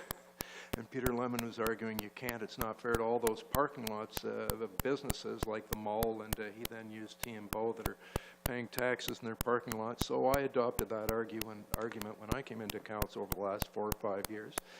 That we didn't want to put the parking onto the tax base. We know we are putting some onto the tax base now. Nobody pays more per square foot, I don't think, than a downtown retailer for commercial taxes in this city. Do they get their value for the taxes they pay compared to others? You know, I guess Kate over there would argue that everyone does. I'm not opposed at this point of putting some of that onto the tax base, given what they pay. This isn't going to solve all the problems. At 2 hours and 15 minutes, after your tire's been marked, which probably means more than 2 hours and 15 minutes, somebody's going to get ticketed. Now, the alternative is just to have it wide open, no tickets whatsoever, no enforcement whatsoever, and then the complaint will be, well, there's people parking there in front of my store for 10 hours a day, and now I can't get near the store, there's not a turnover. How do I run a business when there isn't any turnover? We have to have some enforcement, 2 hours, 5 hours, whatever it's going to be. People are going to get ticketed when they overstay it, and they can complain that they're only there 10 minutes over, but it's 10 minutes over and they're going to get ticketed. They're probably going to be out there as meter maids on the last minute Christmas Eve, and they're going to be ticketing people because downtown merchants want a turnover even on Christmas Eve so they can get more people to their door. There's a principle there. It's going to happen. So the complaints will not go away. There's still going to be people on social media complaining that downtown Owen Sound is being mean to shoppers by ticketing them, but this is such a step in the right direction after 1953 to whatever we are, 60, 70 years later, 65 years later. To make that change and try and satisfy downtown, clearly downtown needs every break they can get right now, every bit of support. When we looked at Brockville a few years ago, one of the things that Brockville did is they had free parking on streets, but then they charged you to go into the parking lot, but then they had no parking up on side streets, which forced some of those cars downtown. A lot of our workers in retail in downtown are parking in those side streets to avoid paying for parking, and to be fair, there won't be a lot of employees getting rich working in retail in downtown Owen Sound, and you can look at it perhaps as being a subsidy in a way of helping business being able to help to pay staff without having to pay them more because they're able to pay on 3rd Avenue West by Billy Bishop home. That's a fact that has been there forever and will be there forever, I think. But I wouldn't do what Brockville has done at this point. I think I argued 5 years ago that I would have to freeze those streets. It's something that future councils can look at as they try and perfect this, because we'll always be perfecting parking in downtown Owen Sound from now until our grandchildren and great-grandchildren are sitting here. So I support it. Councillor Tamming, back to you. I support the motion as well. I too, with Councillor Thomas, was very surprised, and I mentioned this to some of the DIA people I met with. It's really hard to get fired up about the arguments of an organization where the membership simply doesn't show up at the meetings, and I'm disappointed by that. I hope this becomes much more than parking, though, and that's what I was getting at with my comments to the city manager. I work downtown across from from the mayor, and it has become more shabby. And I say that not to be critical of those that try to keep up their stores. I want to keep some real momentum going downtown, but it has gone by the wayside in some ways. And if this can turn things around, I welcome that. I remind everybody that one of the mandates of the DIA was beautification of the downtown, and I don't for a minute disparage the hard work done by the DIA over the years with respect to that. I don't. But it seems to me it can't hurt to try something different. My only concern, Mr. Mayor, or Your Worship, is that I wish this had come in conjunction with a focused effort from the city to appoint, it's not too late, to appoint a point person, so that for that overflowing garbage bin, for that repetitive loiterer, for those dog issues, for the storefront that is just left vacant and in a shabby condition, there could be, well known to all the proprietors in town, a desk at the city, a phone that you can ring, and somebody will deal with that concern. I think that's a long-term project, and I know the city manager would echo my need or my desire to see that. I'm not suggesting there's opposition to it, but I wish the two things had gone hand in hand, and I commit over the next year to try to press for just that, increased beautification of the downtown. Mr. Ritchie, your phone number is? If I could, Your Worship, certainly it's part of our plan of reallocating our resources that will not be spending hours dealing with parking issues, will be to get the right people in the right place to have a more focused city presence looking after downtown issues. We just need a little bit of time to get that settled. So I do intend to give more, I'm giving more focus to the DIA. I will find staff members who can do that more permanently than I can.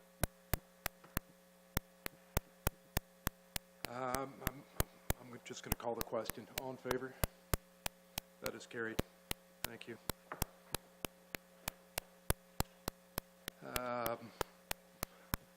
I'm writing all over my page now. I can't read it. 12C, I think, is a report from the Director of Community Services with regard to development charges. Thank you, Worship. The city has received 2 requests for an extension under the development charge bylaw relating to the residential holiday. The report provides you some background on how the bylaw works. It outlines the requests and then summarizes the financial impact. In 2014, the city initiated the mandatory review of the development charge bylaw. The bylaw was approved in 2015 and provided initially a 2-year holiday period. In 2017, Council subsequently amended that bylaw to extend the holiday into years 3 and 4 of the bylaw. Schedule B includes the workings of the bylaw and really hinges on when the building permit was issued. It has a prescribed timeline for the occupancy to be delivered. If the occupancy isn't obtained in that timeline, then the applicable development charges are added to the taxes for that property. So both the request, the property or the developer are anticipating that they will not meet the March 1st, 2019 deadline for occupancy.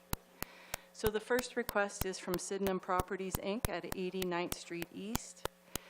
The building permit was issued in October of 2015. It's a 32-unit residential building. The occupancy is required by March 1st, 2018 originally. Council had last year approved an agreement to provide an extension to that date. They are requesting an extension to June 30th, 2019. Wealth and Property Solutions, 1010 First Avenue West. This is the former Primer building, and it's being redeveloped for 7 residential apartments. The building permit was issued for that September 27th, 2018, and occupancy is required again by March 1, 2019.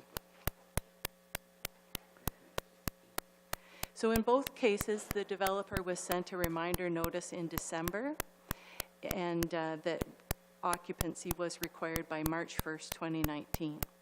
If a project fails to reach that milestone, as I mentioned, the development charges bylaw prescribes that the charge would be added to the taxes. In both cases, the developer has encountered unforeseen circumstances that have led to the delay. The building division has recently inspected both projects and advised that work is progressing well toward completion within the timeframes that have been requested by these developers. The development charges bylaw does provide in Section 11 for council to enter into written agreements concerning all matters authorized by the Act and general law. Staff have consulted with Mr. Elston as he was involved in the amendment to the DC bylaw in 2017. He confirms that if council wants to permit an extension to the timeline, that a written agreement with the owner would be the appropriate mechanism. For the Sydenham development, it would be an amendment to the existing agreement approved last year, and for Wealth and Property Management, it would be a new agreement, Your Worship.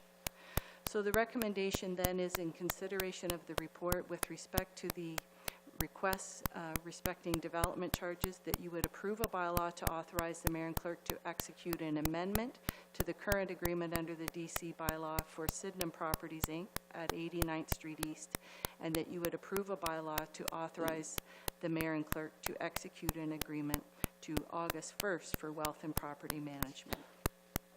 Sorry, Your Worship, I did skip over the financial section, and that section does outline the DCs that were waived.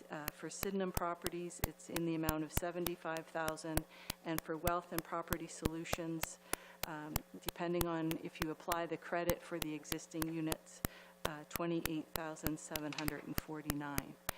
There was a resolution in the corporate services minutes, which is also provided for council, just to tie those two pieces together.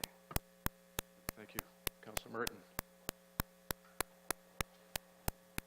What happens if we do not agree to an extension? Through Your Worship, I think both these developers started developments, and this was probably part of their business plan. You would have to ask them about the exact impact, but I think it would certainly have an impact on the, sort of on the payback for them for each of the developments in their own way. Through Your Worship, I need to understand this. This is a new learning for me as a new councillor. Do I understand correctly that this will be the third time then? There was the original, then there was an extension, and now we're being asked about approving another extension. What burden does this place on the taxpayer? So sort of two questions. The first one is sort of the request for extension. It was council that originally in 2015, when they approved the original bylaw, had the 2-year holiday. Subsequently, council initiated the 2017 amendment to provide for the extension into years 3 and 4. Sydenham Properties last year thought they would be completed by March of 2019. So there hasn't been 3 separate requests. This is the second extension for the Sydenham, but the initial 2 and how the bylaw was structured was initiated by council at the time. In terms of the financial impact, and perhaps Ms. Allen would be best to answer the question, but and perhaps it would be discussed also in terms of budget, but the figures are $75,000 roughly in development charges that were forgiven for the Sydenham, and just over 20 or 25,000 for the second property. Mr. Ritchie. If I could, Your Worship, this extension, if council agrees to it, both extensions, will not put any financial burden on future taxpayers that council wasn't aware of when they made the decision for a DC holiday. The intent of the DC holiday was to hopefully stimulate development today, in that case several years ago in Owen Sound. I believe in both these cases, these developers did in fact stimulate development and have been going. So it kind of has accomplished its goal of getting them up and out of the ground. Unfortunately, for us as well as both developers, it hasn't happened as quickly as they have. But there'll be no extra burden today that council didn't envision when they approved the DC holiday. Councillor Dodd. Thank you, Your Worship. When we originally did this, we were under the understanding that these would be included in the DC holiday. From the point of when we were first elected in 2014, and we did this, the development charge holiday in 2015, we were under the impression that Sydenham property would be included in that holiday. So I would move the recommendation. I understand that both these properties have faced some challenges. The more important part is that we're close to completion on both of those projects, and I think that's the big story here, is because we already had the intention that these would be covered with the DC holiday, so I will move the recommendation. Okay, further discussion? Call the question. All in favor? That is carried. 12D is a report from Ms. Bloomfield, I think, with regard to the election report.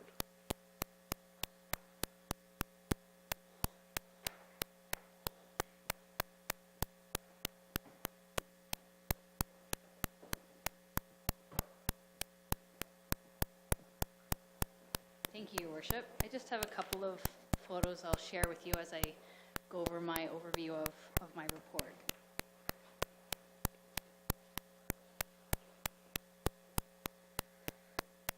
I'd like to begin by taking this opportunity to thank the Clerk's Department, IT, the Marketing Department, and HR for all of their hard work throughout the election. I'd also like to thank the individuals we hired to work for the 10-day voting period. Everyone had a positive attitude and worked hard to reach our goals. The Municipal Elections Act requires that within 90 days after voting, the clerk must provide a report about the identification, removal, and prevention of barriers that affect electors and candidates with disabilities. The purpose of this report is to meet that requirement and also share some information relating to the election. I would like to emphasize that this report is not being brought forward to select the voting method for the next election. A report will be brought forward in 2020, and Council will decide at that time which method of voting you would like to use. The steps taken to identify, remove, and prevent barriers to accessibility included using the internet and telephone voting method, which allowed individuals to vote from home, use their own assistive tools, and if they were not in the city during the voting period, they could vote from anywhere they had access to the internet or the phone. The voting period was 10 days, providing more flexibility in accessing the voting system. All election staff received accessibility training, and an accessibility plan was created. The election website provided all voting information and allowed individuals to check to see if they were on the voters list. There were help centers throughout the voting period where individuals could vote or receive assistance with voting. Help centers were set up in accordance with accessibility standards. An election helpline was created to provide extended hours of assistance during the voting period. Election information was communicated through various channels, including email, social media, newspaper, and radio. An additional day of voting was added to the voting period to ensure accessibility to those voters unable to access the system during the 2-hour voting outage. We used a variety of means to reach out to the public, including newspaper notices, various advertisements, social media, brochures, information booths, and information sessions. And now turning to a few of the charts in my report. Of those who voted, 92% used the internet and 8% used the telephone.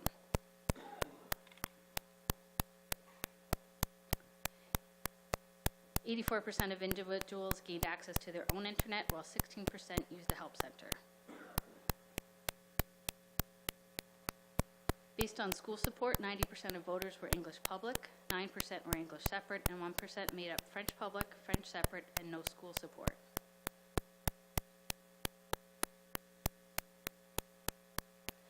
The highest percentage of voters based on age were those in the age range of 60 to 69, which was 25% of voters. It is also interesting to note that half of the voters were under the age of 63 and the other half were older than 63.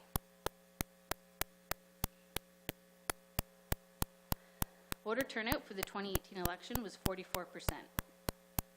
It is important to note that voter turnout is based on a variety of factors, including council stability, the public's appetite for change, hotly contested races, campaigning, and questions on the ballot. The most common complaint about the election was due to the inaccuracy of the voters list. Council passed a motion on December 17th supporting the re-establishment of the multi-stakeholder working group to explore and identify ways to create and maintain the voters list. Other municipalities are passing similar motions, so hopefully this gets some traction. Municipalities affected by the voting outage banded together to negotiate compensation for the harm to the voting process. After some negotiation, a 20% discount was offered to municipalities. In consultation with the City Manager, Director of Corporate Services, and Deputy Clerk, we accepted this discount because pursuing the matter further would require obtaining a lawyer and related additional costs. The recommendation in the report is to receive it for information purposes, and with that, I'm happy to answer any questions that you might have. Thank you, Your Worship. Just one question, wondering if the 80,000 is with the 5,000 off or not? Sorry, the total budget of the election, that's not with it off, so we are under that. We're under that, under the amount, okay. I'm certainly happy to move receipt of the report. Councillor Deputy Mayor O'Leary. Thank you, Your Worship. Just two comments. That picture that you showed us had to be taken the day after the election because you looked way too happy. It was taken about a month after the election. Right. So I know we're a little late, but thanks very much for all the effort and stress that you went through during the election. I know it was tough. So thanks for your efforts. I also wanted to make note of this. The vast majority of complaints received in relation to the election were about the voters list, a long-standing concern that exists across the province regardless of the method of voting. So I'm just glad to see that it wasn't the fact that we went to internet voting was the number one. So that's good. Okay, thank you. Go ahead, Councillor Tammy. Thank you again, and I remember that night well. In fact, those two nights well, and I echo what Councillor O'Leary said. Thanks a lot for your hard work. I'm always interested in the youth votes, Madam Clerk, and through your worship. And I noticed that 14% of the votes that were cast by those under the age of 40, which to me seems a bit light, but we are an older community. So my question for you is this. Is there a way of finding out what percentage of each age group voted in the election? Do you understand the question? Right. I do, and I could get those numbers for you. And the reason I'm interested, this was a new way of voting for the city, and I'm curious whether it did drive up particularly the young voters, as some people had hoped. And I'd just be curious, would you have that for previous election as well? Unfortunately, I don't think I do, Yeah. but I Okay. can double check our records Thanks from again, Your Worship. 2014. All the votes all in favor? That's carried.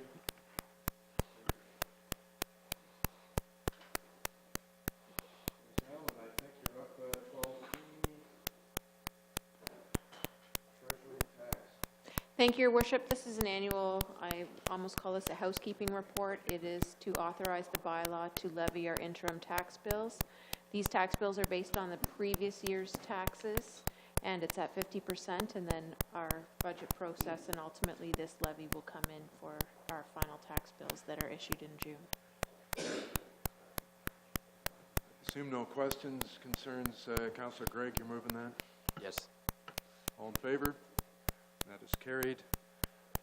Number 12F, Director of Community Services, with regard to draft municipal cannabis policy.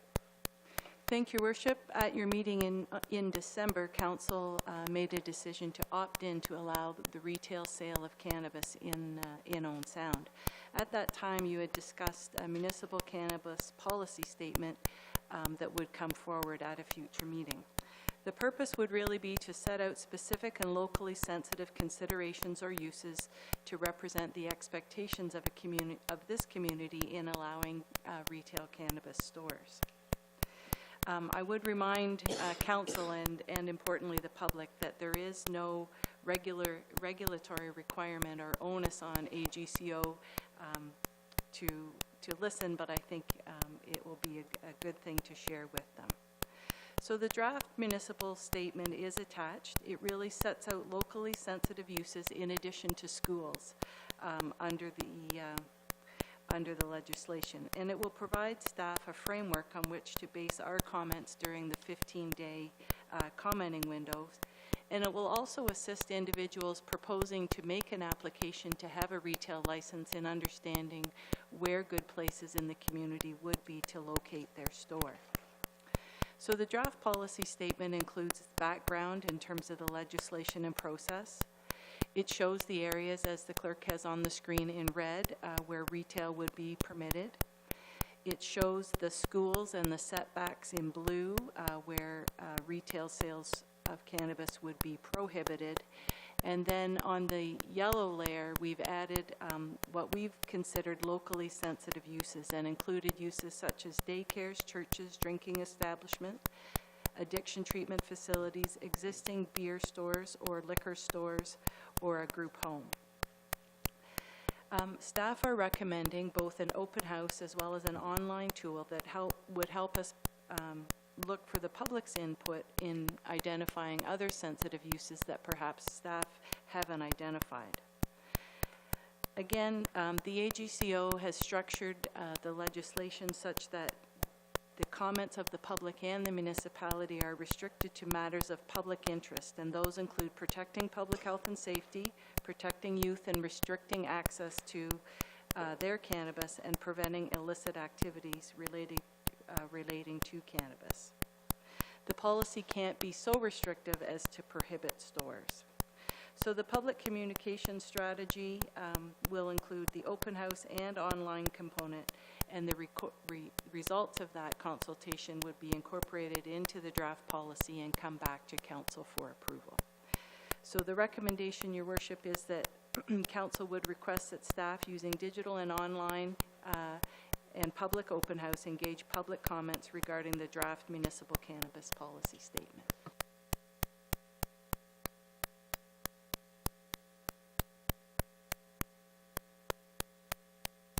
I will move the recommendation. Thank you. Just a question through you, Your Worship, to the Director. The maps that you have given us then are created for us to further create a map that shows areas where sales would be allowed. Is that correct? Through you, Your Worship, the province has said at this point that retail sales would be permitted in any zone where a retail use is a permitted use. So we worked with our GIS staff to generate that map. So that's the red map. So that's where retail stores would be permitted. Then you layer on top of that the schools that are prohibited with their 150-meter buffer. So the province would not allow a store in a red area that is impacted by a blue school zone. Further, they would consider comments from the municipality on the locally sensitive uses, which is the layer we need to refine through consultation with the public. Okay, I guess my only concern is just one that jumps out at me is how close the 10th Street West one is to OSDSS. And I know it just backs onto that red line, the first red line right on 10th Street, but that's pretty darn close to the school. So I don't, just a concern. Thanks, everybody. My question is, what's the definition of group home? I know a couple years ago we had a development proposal for 6 or 9 individuals in an apartment downtown, and it was a mental health facility, or they were looking for mental health tenants in that place. Does that qualify? What's there's another one on 2nd Avenue East, south of us. Just wondering, what is the definition of group home? Through your worship, the definition we used was the definition provided in the zoning bylaw so that those two things would be consistent. So I don't know the definition off the top of my head, but that's how we identify group homes. Any ones that they are also licensed generally, so that's how we identify them. Okay. Other comments, questions? Seeing none, go ahead. Just a question about the consultation, the public, the open house. Asking for the consideration around the timing to also interact with availability of transportation and bus service. For some who may want to participate, they rely on the bus service and there is a time limit. So just a request around that consultation and to have the survey easily filled out by the use of a phone if people choose to do that, if possible. Thank you.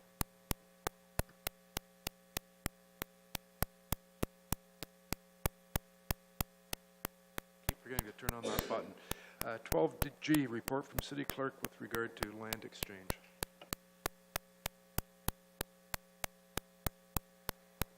Through your worship, Heritage Grove Center or Villerbot submitted a request to acquire lands along the south side of the 16th Street East Road allowance fronting their property and east of the 20th Avenue East Road allowance. Council approved moving ahead with this request on June 25th. On June 29th, the city gave notice of its intention to declare surplus the subject lands. On July 9th, a public meeting was held to receive comments, and no comments were received at or prior to the public meeting. On July 23rd, Council passed a bylaw to declare the subject land surplus. Various city departments were circulated on the request, and Planning and Engineering provided comments, but provided no major concerns. In the survey on the screen, parts 1 through 4 are identified. Parts 1 and 3 are to be transferred to Villerbot, and parts 2 and 4 to the city. In order to complete this exchange, certain documents need to be executed by the mayor and clerk, and this report is seeking direction from council to bring forward a bylaw to execute the documents to finalize the transfer. Good, thank you. Motions, discussions, questions? Go ahead. Thank you, Worship. I move the recommendation. All in favor? That is carried. 12H from Manager of Purchasing with regard to truck. Do you want me to speak to that? This is actually an item that was in our 2018 budget for a cabin chassis, snowplow basically. It has been carried forward as the document was issued just prior to year end, and we're awarding it now. So those funds have been carried forward from the 2018 budget. It will be funded from the Works Fleet Reserve. Okay. Go ahead, Councilor Gregg. Yeah, I'll move the recommendation there on the purchase. It's this is like a couple years ago, except it was the one wasn't delivered when we were hoping for it a couple years ago. So it came a little late, but it's too bad that we don't get more bids. That there's just not more competitive players in this market. We just get the same couple players, but it is what it is, and I'll move the recommendation. Okay. Call the question. All in favor? That is carried. Down to number 13, which is the consent agenda. Ms. Bloomfield, I'll list them. Through your worship, on the consent agenda this evening is a report respecting the emergency management update and a report respecting the County of Grey Plan of Subdivision 42T-2018-11. There are 3 sets of minutes for receipt from the DIA board, and there is correspondence presented for the information of council. A full listing is available at 13D. Thank you. Go ahead. Moved by myself that City Council receives items 13A to 13D on the consent agenda dated January 21st, 2019, and further that the recommendations contained in items 13A and 13B be approved. To call the question to approve those first. All in favor? That is carried. At 13C, we have minutes from the DIA. Anything to report? Councillor Kepke? Thank you, Worship. I won't go over the DIA reorganization and parking again because that's already been talked about, but I would like to mention that to enable proceeding with events and planning and things like that for the DIA. The marketing committee met and did approve the number of events that they will be planning, DIA related. Other events will be taking place that are city related, but those would be the Summer Street Fest, the Hottest Street Sale, 50s First Friday with the Classic Car Show, Halloween Haunt, Moonlight Madness, 24 Days of Christmas radio promotion, and Festive First Fridays in December. So those events are underway and starting to be planned for the DIA. Thank you. Thank you. Anything else in the package? Go ahead, Councillor Gregg. I just have a couple quick comments. Tomorrow we'll be discussing budget and we'll be going through department and department. I might just mention we're following policy 81 on the Kilsyth subdivision comments, but that is something as we're looking at the workload that we have in our departments, and if we're considering or discussing any changes, it all comes back to council as to the type of work that we are putting upon our staff to do.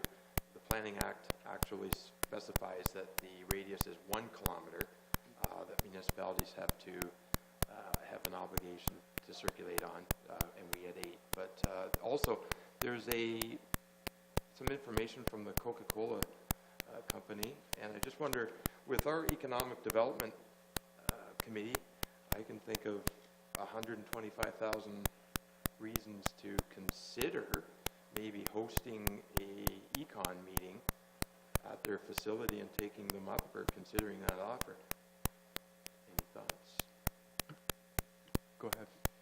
Thank you, Worship. I know back in the past through economic development, the Economic Development Committee would actually meet at different employers throughout the city. We met at Transcontinental once. I believe we met at Monroe once to do a little tour. So maybe that's a great recommendation for whoever's going to be chair of the new Economic Development Committee next month to consider.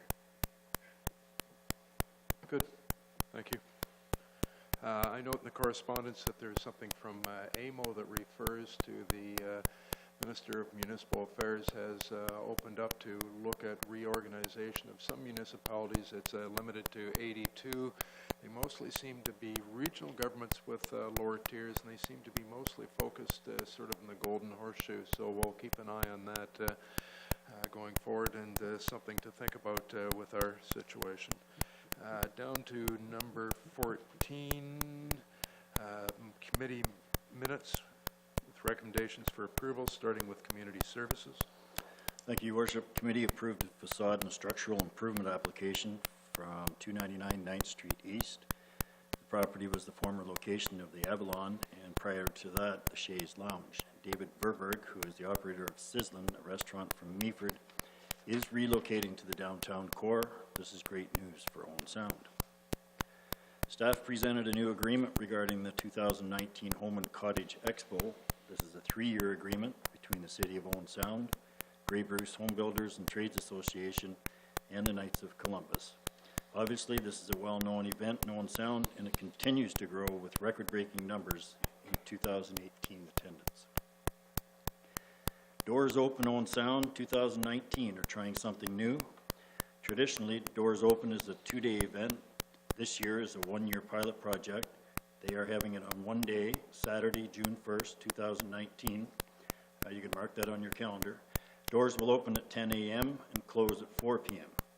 The City of Owen Sound has participated since 2003, so the 2019 event will be the 17th annual Doors Open, with the theme being communication.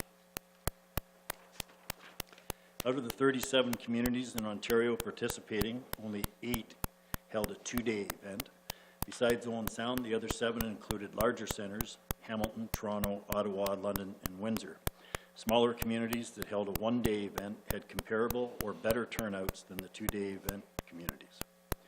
Owen Sound's attendance in 2018 were 1,800 on Saturday and only 1,100 on Sunday.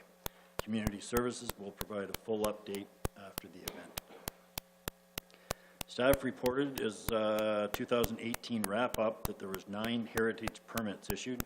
Of those 9 permits, 4 went through committee for the facade and structural improvement program and/or heritage permit approval.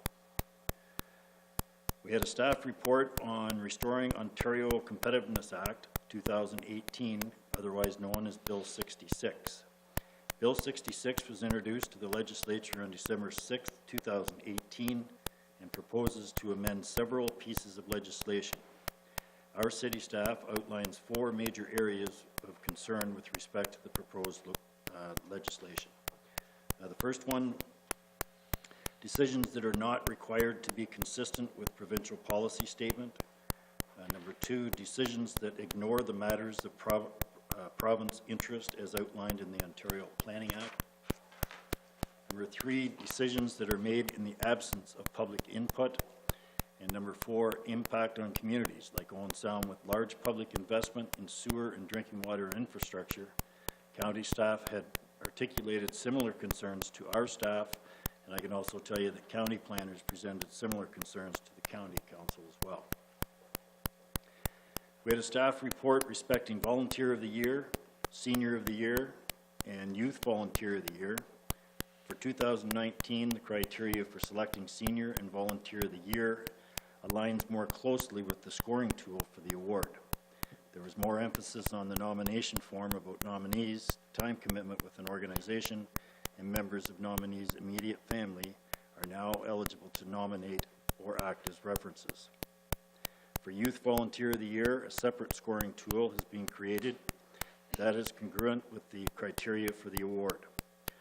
Also we will, Youth of the Years, add a bursary for post-secondary education.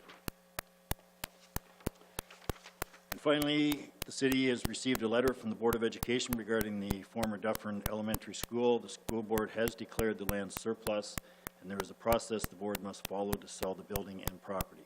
Committee approved the recommendation that council not submit an expression of interest and that the city monitor the future use or development of the lands. And finally, I did want to mention Mayor Body thanked Margaret Potter, who is leaving at the end of the month. Kim Wepler has worked for the city for 31 years, I believe, and she's also leaving at the end of the month. We appreciate her efforts and wish her well as well. With that, Your Worship, I will move approval of the minutes. Thank you. Questions for Deputy Mayor O'Leary? Seeing none, all in favor? That is carried. 14B is minutes from the Tom Thompson Art Gallery. Councillor Dodd, you'll be doing those. Thank you, Your Worship. I'll just briefly go over this. This was our last meeting with the current members of the Tom Thompson Art Gallery Advisory Committee. So I'd like to thank Megan Selhofer, Trevor Falk, Ann Keeling, Catherine Loughlin, and Neil Devlin for their years of service. All those will be back except Neil, and we would like to thank Neil for all of his years as being past chair and how important he was to this board in the past. Real quick, we just went through, the advisory committee has been very busy over the past year to try to create some new subcommittees, both through membership, volunteer, and fundraising. Those each are all important committees that will help their own way of bringing in more people into the gallery, whether that's through individuals helping around the gallery for when we have events going on, increase our membership numbers, or helping to increase some funds for our operating. There will be a call for subcommittee members, which is going to be publicly advertised through the clerk's office, and there will be applicants for all 3 subcommittees. The first report that we received was regarding the 2019 operating budget, which council will see tomorrow. There is a request for an additional $40,000 from City Council, bringing in the total city contribution to $325,000. Some of you may ask why this is. Well, this is to help compensate for the 15% reduction in the operating grant that was received from the Ontario Arts Council.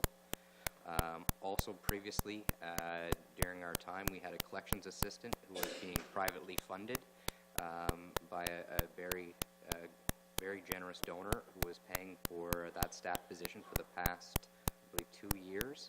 And up until, I think coming in April, that position and that grant will be over. So she has been a very important piece of the gallery. So that increased funding would also help fund her wage. Finally, just like we did through every other city department with our human resources, we completed a job evaluation that held all of our employees went through a series of questionnaires to see where they should be actually in line with their payments. So obviously there was some increase in wages there to ensure that everything was phased in appropriately for their wages. Our next report we received was an updated terms of reference. This will just be a basic understanding of what the role of the committee is. We needed to have a revised terms of reference to provide to the Ontario Arts Council, and we needed to have that revision before we could get our 29 operating grant funds. Finally, we should also note that the opening of Salt of the Earth and Snowed In happened last Friday, and it was a very successful event. It's Willie Waterton's event, and it apparently had 192 people attending on the reception on the Friday, with 86 people attending on the lecture on the Saturday afternoon. And additionally, on Saturdays afternoons was about 160 people, so that's a great showing for that event. With that, Your Worship, I would move approval of the minutes. Any questions? Seeing none, all in favor? That is carried. Thank you. Number 15, matters postponed. We have none. Number 16, motions for which notice was previously given. We have none. Discussion of additional business. Councillor Dodd. Thank you, Your Worship. I was just hoping to ask staff, whether that be through the City Manager or through the Director of Corporate Services, if we had heard anything from the provincial government regarding our OMPF funding. Through you, Your Worship, we'll talk about this again tomorrow for sure at our budget meeting. We have not received any information as it pertains to our 2019 funding. I did get notification today that we would receive our first quarterly payment. However, it's based on our 2018 funding, and there's very explicit communication in that letter that it does no way reflect what we will ultimately receive for 2019, and they are still reviewing the program currently. Thank you, Kate. I think for everyone who's watching and everyone who's sitting at this table, it's just equally as important that we all realize that the importance of that grant. So I'm hoping if our big friends down in the city of Toronto, if they're watching, our operating budget is vital on receiving those operating grants. So without those grants being approved into our budget, it could be an additional 2% added on to the taxpayers that we have absolutely no control over. This is something that is a grant that's been received by the City of Owen Sound for multiple years. So any sort of change to that overall grant funding would ultimately have an impact on our operating budget. So, like I said, any of those, I'm sure Vic Fidelli is definitely watching Owen Sound City Council tonight. So I just really strongly hope that Mr. Fidelli is graciously going to be providing the same grant funding that they provided in previous years. Thank you. Councillor Koepke. Thank you, Your Worship. It's been quite a while since we've received any minutes from Festival of Northern Lights, so I wondered if the council liaison, who's a non-voting rep on that committee, could maybe rattle their chain and ask if we could see some minutes. And as well, I wanted to have that individual express concerns that I've received from many individuals of how there was absolutely no lighting at City Hall over Christmas. Everyone thought that it was a focus center and should have had something here. Should have had a Christmas tree. Thank you. My matters, I just want to go through some of the things I've been at the last couple of weeks, and it's been busy and it's been fun. Last Thursday, the 10th, I attended at the library at the Owen Sound Field Naturalists 30th anniversary meeting. Amazing how quickly that was gone. Some people will remember the discussion around the time of their first. They had a professor named Doug Larson who presented on small cedars that were on the side of the cliff that were hundreds of years old, and they had to tap in and drill in and tap out the core of that tree, count the rings like you would with any tree, but because there is little water, little temperature, they're small little miniature trees, and they're something like 300 years old. So that was their first speaker 30 years ago. Amazingly, the presentation last week was by a guy named Willie Waterton. and his wife Audrey on hiking the Bruce Trail with all the pictures and all the things that go through with it. They'd gone from one end to the other. So that was Thursday the 10th, and then of course next night he moves next door to open his Salt of the Earth show at the Tom Thompson Art Gallery. And again, full house, really good turnout. Also opened that night was Snowed In, which is paintings and art from the gallery collection that was curated by longtime gallery volunteer Joan Hawksbridge, that's been such a fixture there and so great for the gallery. Also still on, of course, is the Saving Face, which is the goalie mask display. Kids and adults can go in and design their own little goalie mask in a piece of paper and color them, and you should see the gallery. It is packed. Every wall is covered with these for participation in the community. It's almost more fun to see all of those and the quality of them and the volume of them, as well as the mask. The giant mask, which is 6 feet by 4 feet approximately, should be coming soon. I can't remember the date. It might be the end of the month. So that's those 2 days. Friday, I went down and joined the Sydenham Sportsmen Association at the boat show. They do 30 shows across Ontario over the winter, promoting the Salmon Spectacular, promoting Owen Sound, promoting Grey County. All the maps, all the booklets, all those things are there. They'll do the boat show. They'll do the I can't remember, outdoor show. They go to Timmins, they go to Sudbury, they go to London, they go to Ottawa. Great for promoting our area, and we certainly appreciate their effort. That evening, we went downtown and joined Georgian College Marine Engineering and Navigation students who were receiving awards from the Marine Club. Big dinner, 800 people in the room. Some guy named Wendell Clark or something was the speaker. Obviously, the average age was my age, and everyone knew who he was. And it was fun with the kids because they didn't really know who he was, but it was quite a good presentation, and it's great to see Georgian College recognized there. It's a great way to promote to the industry what they do here. Yesterday, I was at with the Active Lifestyle Center presented, Grey Bruce presented celebration of Robbie Burns. It's the first one back. Big thanks to Sheila Milne, who everyone knows has coached, I think, 5 world champion Highland dancers. The Owen Sound Celtic Dance Club was there performing, which was amazing, live band. Really wonderful day. I don't know if everyone's tasted haggis. You can go next year and you can taste it as well. I really encourage everyone to go and taste as much of it as they can before I get to it. It was a really fun day, so congratulations to the Active Lifestyle Center for putting that on. Going forward, Coach O'Leary, the team's got a budget tournament for the next couple of days. Are you putting a curfew on tonight? Everyone's got to go straight home? No, we don't do curfews. Okay, no curfews. Okay. Motion that the Committee of the Whole rise and report. Moved by myself that the Committee of the Whole rise and report. All in favor? That's carried. Back into the formal session. Number 19, motion to adopt proceedings. Moved by myself, seconded by Councillor Kepke, that the action taken in Committee of the Whole in considering public meetings, deputations and presentations, public question period, matters arising from correspondence, reports of city staff, consent agenda, committee minutes, matters postponed, motions for which notice was previously given, and additional business be confirmed by this council. And all in favor? That is carried. Notices of motion. Councillor Dodd. Thank you, Your Worship.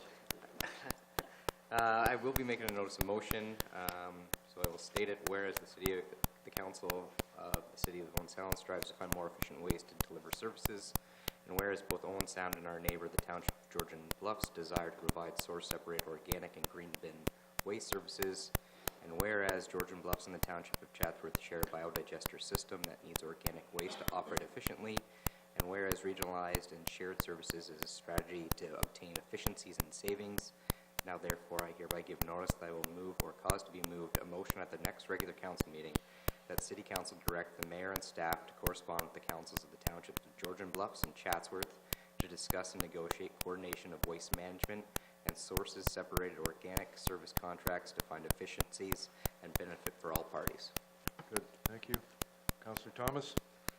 Yes, Your Worship, in a similar vein, I'll be bringing a notice of motion the next meeting, whereas the Council for the City of Owen Sound strives to find more efficient ways to deliver services, and whereas the previous council obtained and considered a costing proposal provided by the OPP, and whereas regionalized service was one of the efficiencies and savings shown in that costing, now therefore I give notice that I will move or cause to be moved a motion at the next regular council meeting that the City Council direct the Mayor and staff to correspond with the councils and police boards of the City of Owen Sound, the Municipality of West Grey, the Town of Hanover, and such other municipalities that may wish to be partners to discuss and negotiate towards the creation of a regional police force to find efficiencies and benefit for all partners.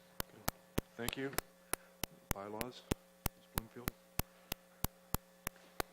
Your Worship, the bylaws listed for approval on tonight's agenda include the confirmatory bylaw, a bylaw to appoint or amend terms of office for members and established boards and committees, a bylaw to adopt amendment number 8 to the official plan, a bylaw to amend the zoning bylaw for the creation of site-specific zoning for lands known as part of lots 8 and 9, range 4, east of Garifraxa Road, located on the north side of 8th Street East, a bylaw to execute a facade and structural improvement agreement with Mudtown Station for property at 1198 First Ave East, a bylaw to provide an interim levy for the year 2019 for all property classes, a bylaw to execute a facility use agreement with Eastridge Community School for the use of Harrison Park for Forest School, a bylaw to amend the parking permit and street parking rental policy to allow for overnight parking in Lot 9, a bylaw to amend the traffic bylaw to allow overnight parking in Lot 9, and lastly, a bylaw to adopt a revised emergency management program and emergency response plan. Good, thank you. Councillor Kapke? Thank you, Your Worship. Moved by myself, seconded by Councillor Tamming, the bylaw numbers 2019-013, 014, 015, 016, 017, 018, 019, 020, 021, and 022 be passed and enacted. And all in favor? And that is carried, so that completes our business for tonight. It is 9:27. Thanks, everyone. Good night.